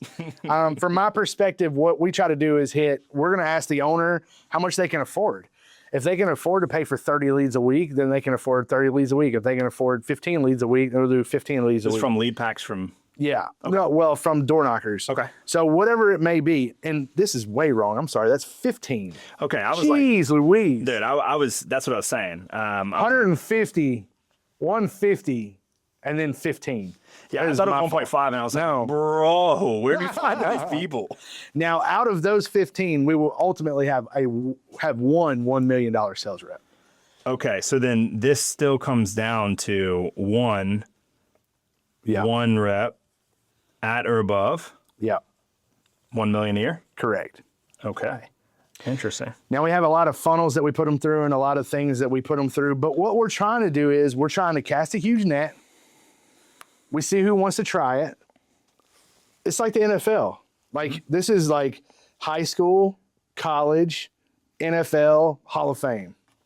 Okay. I like And then or maybe Pro Bowl and then Hall of Fame, right? And Pro so Bowl like still best of the best, but then Hall of Fame is a cut above. correct. Yeah. And that's what we're trying to do. And so when we talk about $5 million sales reps, those are them. That's the $5 million sales reps right there. Now, dumb question. From this, when this rep is at or above 1 mil, are these typically the people that have the capacity and capability to be trained to be 5+, or is this just everyone that makes it to 1 mil plus? Now they can definitely be trained to be 5+. Okay. 100%. If they get that far, if they beat out these other 15 people, they're gonna be able to get to 5 million pretty easy. 14 are going to churn or get moved into different roles. Depends. They can just knock their own doors, do their own thing, but we've proven that they can survive on their own. Okay. Right. And so there is value with them in a role at this company potentially. Right. Maybe not just the one that you need to feed. yeah, and so this is the bench, right? So this is our top guy. So this is our A1 senior rep. Then you have the other reps that are below them and some junior reps below them. When that senior rep's sitting there on the top, they're getting fed by these 150 people that get started. They just get leads all day, door knock leads all day long, right? And it just constantly keeps going. And then from there, if that rep leaves, then we go to the reps. So now, how does a person close Rhino, right? Yeah. 7 deals in a day, or Houdini, 6 deals in a day? How do they make that happen? That's the second part of this, which is the growth factory. Okay. So then we've got setter, closer, and number 2 here was going to be the growth factory. Right. Okay. And this is where we set up the systems. Now I'm telling y'all the game, and it's just like any other game. I'm telling you the rules, I'm telling you the outline, but I need you to understand, like, don't just go do this on your own, because it will be very, very tough. That's why I'm here. Hire me, do whatever, or talk to some of our other clients that have been successful with us and learn from them. But this is going to come down when we break it down. So if a sales rep signs a deal, right, then it's going to go in-house, and everything goes in-house. Everything. So when a claim gets filed, right, so this is filing claims, it's going to go in-house. It's going to go to our point of contact, our POC. It's our first person in the house, point of contact. Now, what I want you to think about a point of contact is, you've been on several airplanes. You know how the stewardess makes you feel? Yep.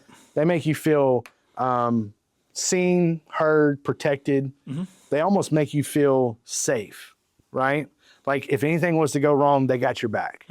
That's your POC. You need to find that flight attendant type personality, right? And so whenever we file the claim, then it's going to go to POC. POC reaches out, talks to the homeowner, tells them that they're going to be the one from here on out. Now they're going to move it. Yep. Talks to homeowner. Yep.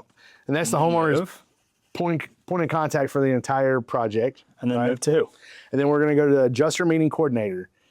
Now, if you guys don't know Chris Zimmerman and John Cenac, I'm a big believer in the evidence packages. I have a public adjusting firm, and our public adjusting firm uses their evidence packages. So our adjuster meeting coordinator actually does the evidence package. Whether they show up to the adjuster meeting or not is up to you.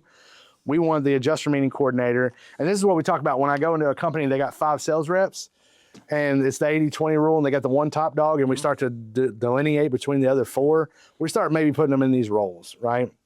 Then from the adjuster meeting coordinator, we're going to go to design meeting coordinator. That means the person that signs the contracts.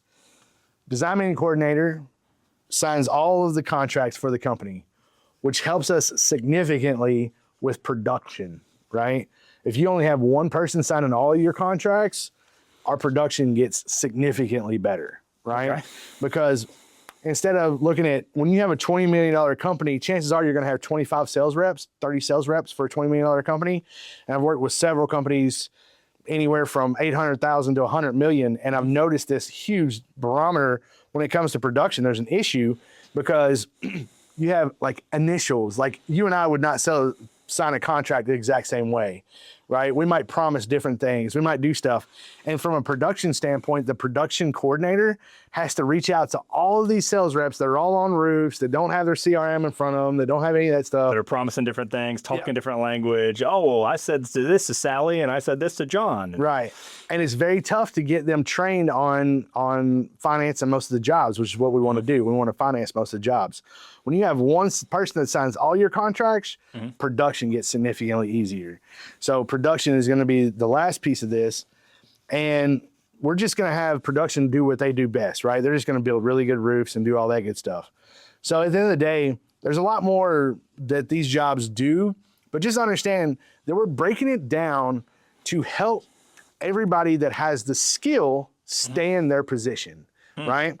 This person is going to be a little more salesy, probably a little blue, right? This person is green, very analytical, right? This person's probably blue and yellow. We want a little yellow. Yellow means they're lovers. They love people. They love everything that's going on, right? This person, obviously, just production. We're going to figure out what they are. They're usually red if they're incentivized in any way. So, but we're just breaking all these things down. I've created this, and I didn't create the entirety of it. I'll tell you that I cheated off several companies that I worked with, worked for, worked alongside of, 130 some odd companies that I've been intimately involved in their processes. And we just created this whole thing. I mean, a lot of this comes from Apex Roofing and Restoration over in Birmingham, right? Grant Rocket and those guys, they grow unbelievably huge business and done great with everything that they've done. I took small little pieces from them. They had the DMC and the AMC situation, right? They didn't have the POC. We added that part. There's a few other things that they did that we grabbed from them. There's a few things on the front part that we did from them. So this is just, we took all of the best attributes that we could find from the people, put them in the best position, and then grew a company together. So, and now your sales rep doesn't know how to run an adjuster meeting. And I don't want to keep them in the blind, but a lot of times if they just know how to climb and identify damage and file a claim, they're better then than they are you trying to train them how to do the whole boat, because then they overthink it. Now they're trying to verbally vomit over the customer, all those things. So, AMC, adjuster meeting coordinator. Yeah. That evidence package, can you give me just bullets of, not the features of evidence package, but break that down a little bit, because I don't know that people obviously know who Zimmerman is, know who CNEC is, but they may not rock with exactly what that means. Can you break that down a bit? Yeah, sure. Yeah. So the evidence package that John and Chris do is very straightforward. We are just the roofer. We are nobody else but the roofer. And we're going to do all the evidence. We're going to take all the photos. We're going to prove the loss prior to the adjuster meeting. We want to turn in all the documentation. We want to turn in, as far as, I know this is uncomfortable for most people, we're going to go ahead and turn in the estimate so that way we're setting the reserve properly. And man, I tell you, if you haven't taken their class, it's $500 right now. I know that they're going to raise that because the value in their course is just substantial. I mean, Chris and John have done an unbelievable job with the evidence packages. I think it's nice for the carriers too, because the roofers are really staying in their lane. Is saying this is what we're doing. And we're not trying to indemnify homeowners. We're not trying to do all the UPA issues that we're having. We're saying, here's what we found. This is how much it's going to cost to fix it. Are you down or not? And if they're not down, a lot of times if you frame it correctly to the homeowner is almost blown away that they wouldn't say yes. And so strongly suggest people getting in on that, man. It's just, and plus those guys have helped me so much. I can't even thank them enough for everything that they've done for myself and for Roof Nuts. And so that AMC, they put together that evidence package, and then they're handing that to homeowner, they're handing that to adjuster. What's happening there? Yeah, for them, they're going to hand it to the homeowner and have the homeowner turn it in. For me, I'm a PA here in Georgia, or I'm not, I own a firm. So my PAs turn it into the carriers.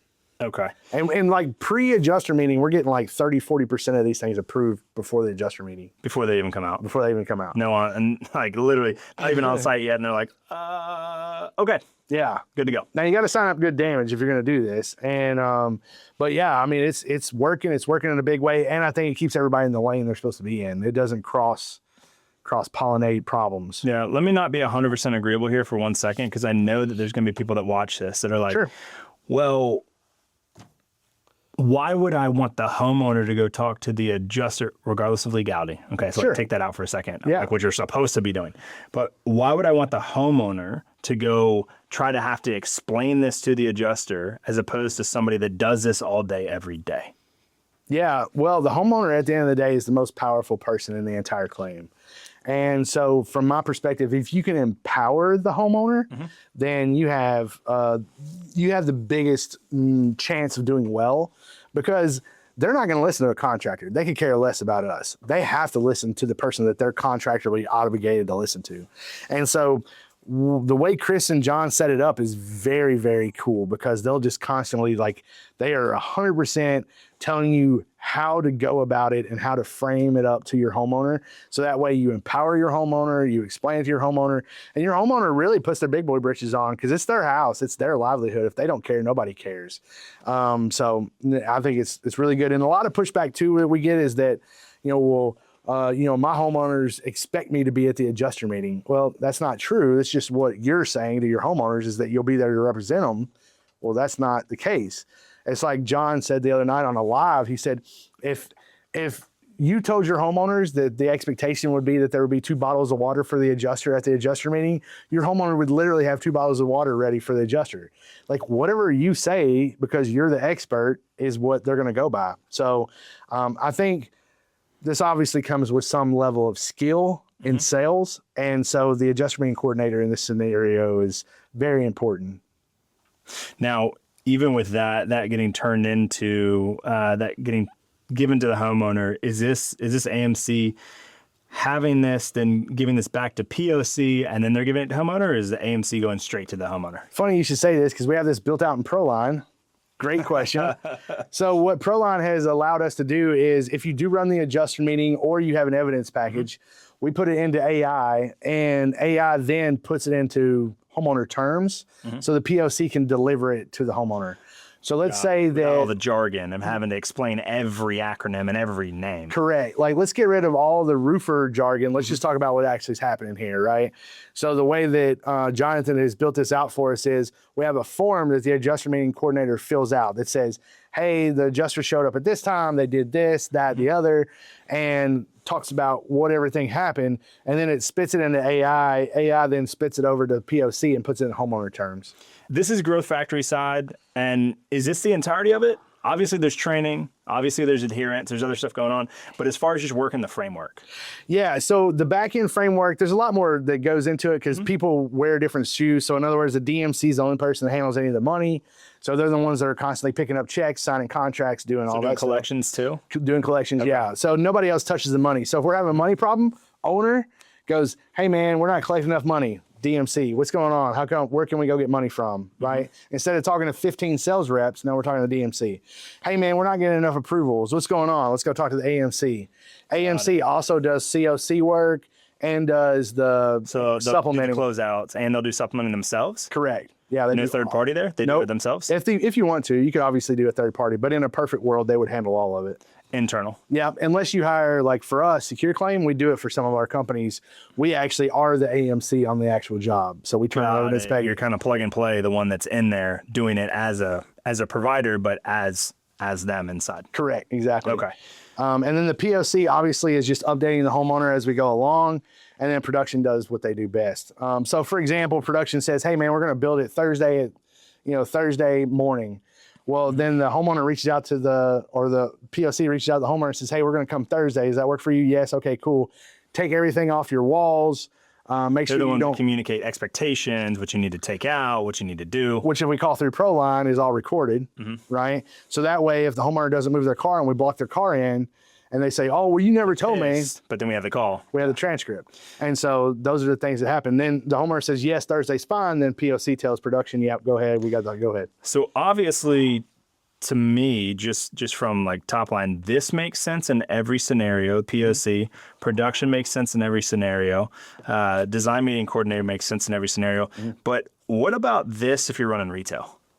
Yeah, so you could just skip the adjuster meeting coordinator. You really You don't go straight from POC to DMC. Yeah, So the retail side would MC just goes away. yeah, you don't need it. Now, with the majority of the companies, and this is a little bit of the sauce, I'm curious how you're going to answer this. Yeah. With your companies that you're running now, whether they were heavy restoration or the heavy storm or heavy retail, where are they mostly going? Here, insurance with the evidence package, still running traditional insurance, but like switching it a little bit.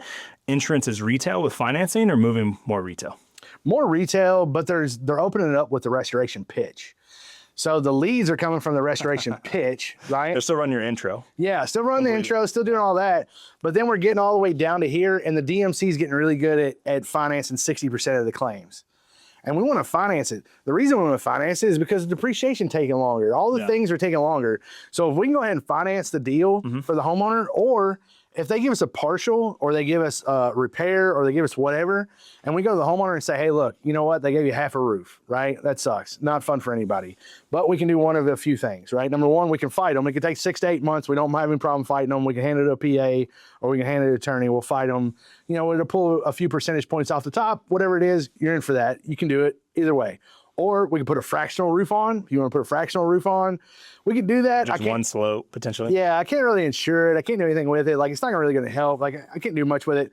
Or we could potentially just finance the whole thing, the rest of it, right? And you keep the money that you got from the insurance already, keep that in your pocket. We finance the entire roof at $285 or $300 a month. You get you a new roof for $300 a month. Which one of those works best? Usually they're going to pick financing. Yeah, and then when they do get everything released from insurance after COC and everything's done, way down the road on anything, then they can have that money back in there and we're good. Sure, yeah, and they can pay it off, or they can have a great Christmas, which is the way I usually pitch it. Man, you want to have a great Christmas this year? Yeah, it's really not anything you're deciding at that point, anyways, because they financed it to get it done. It's just a loan. Yeah, I mean, they get this is pretty much a cash loan at the end of the day, and they can do whatever they want to with it. It's just coming from the carrier. By the way, if supplements or anything like that, a lot of people ask me about that. It's like, well, what happens if we tear it off and the decking's there? It just becomes a change order for a finance job. It's not a supplement at that point. It's a supplement for the AMC, but not for the design meeting coordinator. It's just a change order. They do that in retail all day long, every day. So yeah, all day, every day. And they just look at it a little bit differently. So it's funny though. I'm sure people ask you that because they're getting hung up on the semantics. Yes. They're getting hung up on like, well, this can't work for me, brother. Yeah. Like, you don't know my situation. Yeah. And so that's where that's coming from. 100%. Everybody thinks they're different.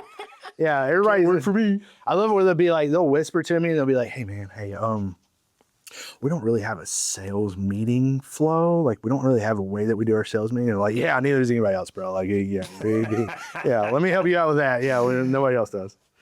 Anything else on the growth factory side? No, I mean, that's pretty much it. And, we get them in with the rep factory, and then as we scale, so I have 3 different levels in the setter closer school.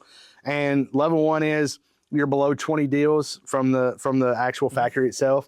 And you stay in there, and there's a certain things. We don't really talk about this yet. Once you get to 20 deals, then we start sort of kind of maybe putting a POC 20 in deals place. a month? What is that? No, 20 deals just from the program. 20 deals total. Yeah. So you stay in rep, right, until you. Well, this is so the level 3. So it's level 1, level 2, level 3 of the companies. Rep 1, rep 2, rep 3. Well, it's the companies that are in the setter closer model. So I have a level 1 for the companies, level 2, level 3. Level 1 is you're under 20 deals through the rep factory. Number 2 is 20 deals plus through the rep factory. And then level 3 is you've done 40 deals through the rep factory. And just different learning for each one of those different levels. More than 30, you said? 40. More than 40. Yeah. Okay. So tonight, actually, I'm having a call with my level 3s. Let's go. So once you get to level 3, I'll have a call, and we're just talking about different things. But the cool part is my level 3s still come on our Wednesday call and help our level 1s get to the next level. Help the L1s and L2s. Like, literally on our webinar, I don't really talk that much. It's like I'll pose a question or something, or one of the level 1s will ask a question or whatever, and the level 3s are just there to because what I'm trying to do is I don't want to be the coach forever.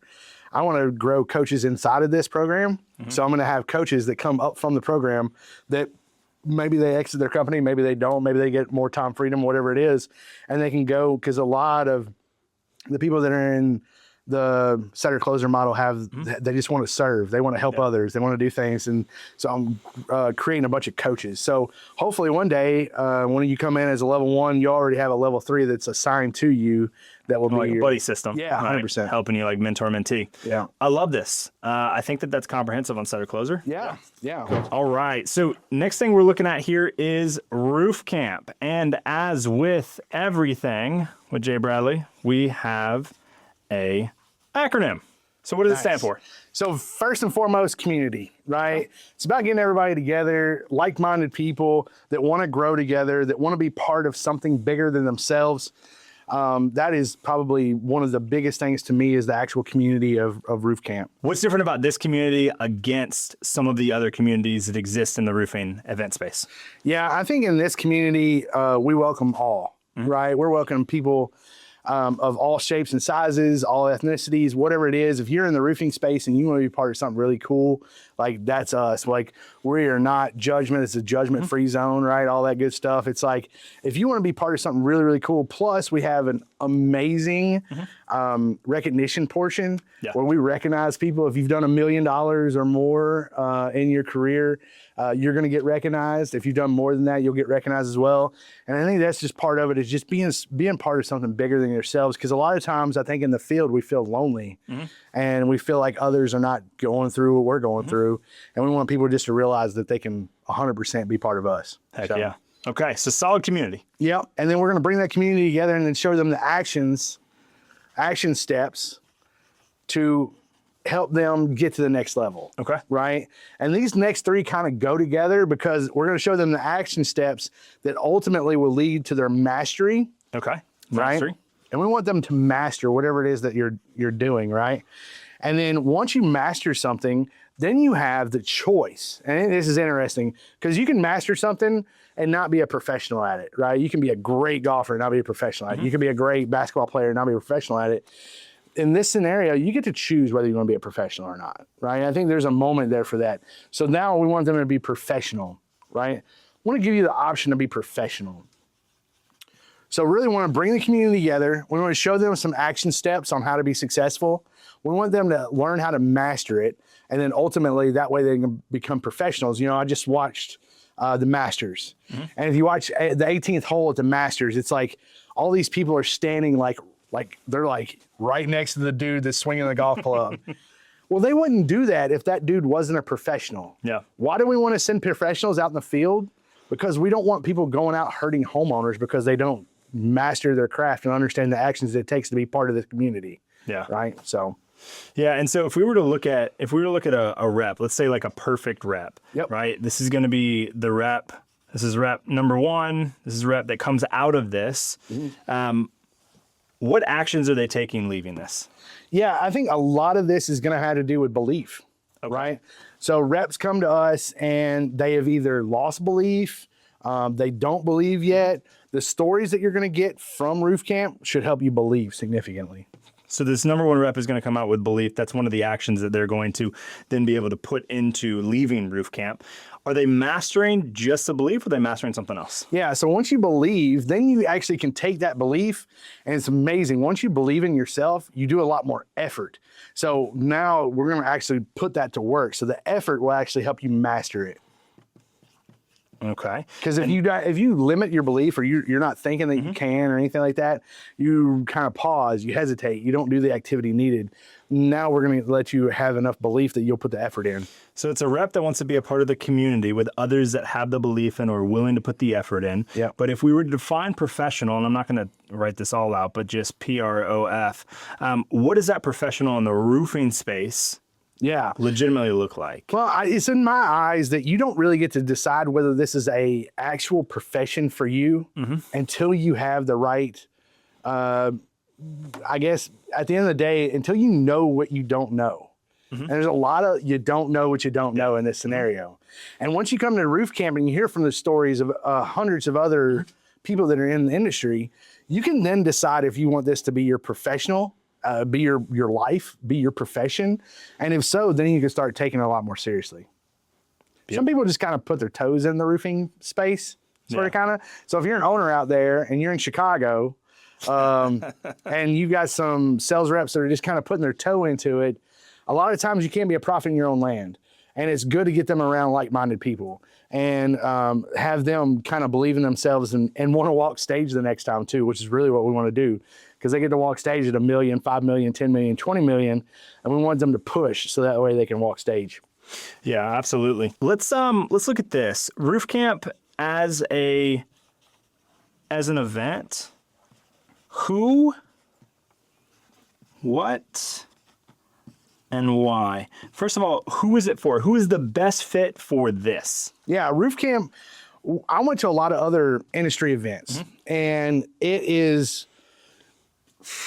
what do you call it? It's for owners. Okay. Most of the other industry events are for owners. Okay. What we wanted to do was create something for the sales reps, so they could leave there with just this abundant amount of belief in themselves, leave with a good attitude, and then hopefully give them some skills to master their craft. And so, sorry, John and Chris, but ultimately it's for sales reps, right, that are trying to move to the next level. And then what they're going to learn is really how people have done it before. I think the probably one of the biggest things in the sales world in general is just hearing that other people have gone through what you've gone through. Yeah. That's really it. Like, if you can see a dude that's wearing overalls that can't barely spell his last name, that has been successful in the roofing industry, Reggie Brock, then you can, I'm just messing with me now. That. But if you can see somebody that's maybe been in your shoes before that has had success in the roofing industry, I think it's really going to help you out. And then why would they come? You know, I think you're going to come just because you want to be successful, because you want to go to the next level. And chances are you're not going to come unless your owner decides for you to come. So owners, we got to get your sales reps out there, because I think you've got to help them kind of push them off the cliff a little bit to come to something like this, because most people don't want to come to a rah-rah, yah-yah session like whatever else. But this is going to be our what we started in 2023. So this is our third year, and this is going to be better than ever before. What I wanted to ask you though is, what is the unique mechanism of RoofCamp? Why is it that you're able to take reps that are coming in that want to get better and teach them some things on stage and edify them and give them achievements, and they leave here with these three things? What is it about RoofCamp that is much different? Yeah, I think because it's just solely focused on learning and education. We don't have that many pitches. Like, we do appreciate, obviously, our sponsors, but we'll only have 6 to 7 sponsors, and they don't all necessarily get on stage.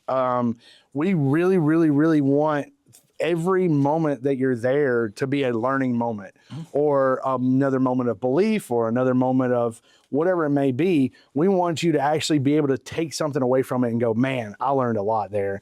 And we've seen it in the past. There's a lot of people that have come to roof camps in the past and just walked away with a lot more belief and a lot more skill and a lot more understanding of the industry too. In regards to RoofCamp, right? Still talking about RoofCamp here. What is the ideal outcome, right? So the vacation that everyone that invests a small amount of money that it is to get here, what do you want them, if you could have it your way, for them to come out of this with?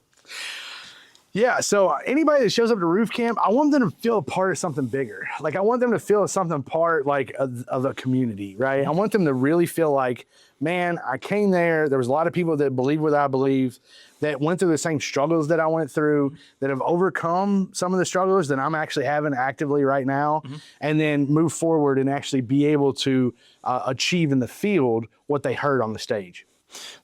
But why will this be easy at RoofCamp? Well, mainly, as long as you get a seat, if you're not in the room, that's the only way to miss out, is not being in the room. 100%. Okay. Only way to miss out is not being there, and it's going to be easy if you are in the room because of what? Because of the speakers on stage, because of the lessons learned being from real things, because people know how to manipulate. Why easy? Yeah, everybody that's going to be speaking at RoofCamp that we choose is somebody in the industry that we believe in. You got Elijah Mum, you got Reggie Brock. We are going to be announcing some crazy cool people that a lot of times we'll have these people will come and kind of talk about what they do and how you can work with them. And at RoofCamp, it's more about that day today live, how can they help you that moment and not necessarily in the future? So we really wanted to help you like in that moment. I really wanted to make RoofCamp 100% for the sales reps, just an easy catapult for the owners to bring them there and have the sales reps kind of take another level after they leave RoofCamp. Those that have come to, let's say, year one, right? When they come back for year two, right? Started in 2023. So year one, let's say someone was new. What can they expect to be at, assuming that they put into place everything here and they're running the things that they learn and they're continuing to have reinforcement of that? Where will they be from a new rep in your ecosystem in RoofCamp to year two next time? Yeah, so I mean, without diving in too deep into that, here's what I can tell you. People that were there at year one now have not missed it. And last year, even in Georgia, we had 2 events last year. We had people come to both events in Georgia last year. So, you know, I think everybody's trying to hit that different level in year two. But I think just being a part of something and being able to come to something where you can surround yourself with like-minded people where do we have sponsors? Sure. There's a few sponsor tables. There's a few people that you can talk to. There's going to be folks there, but really the engagement comes from each other and the community itself. So we actually had somebody come first year, you know, brand new, didn't even know. Matter of fact, it was their second week in the actual in roofing alone. This is in Atlanta. And we had somebody show up. They came to RoofCamp. They were kind of iffy about the whole industry in general, right? It was like their first or second week, and ultimately became a $2.5 million sales rep. So I mean, just incredible. But I think getting them over the belief hurdle was what RoofCamp did for them. I mean, sure, we're going to give you tangible things, but everybody knows if you can't believe in yourself, you're never going to do it.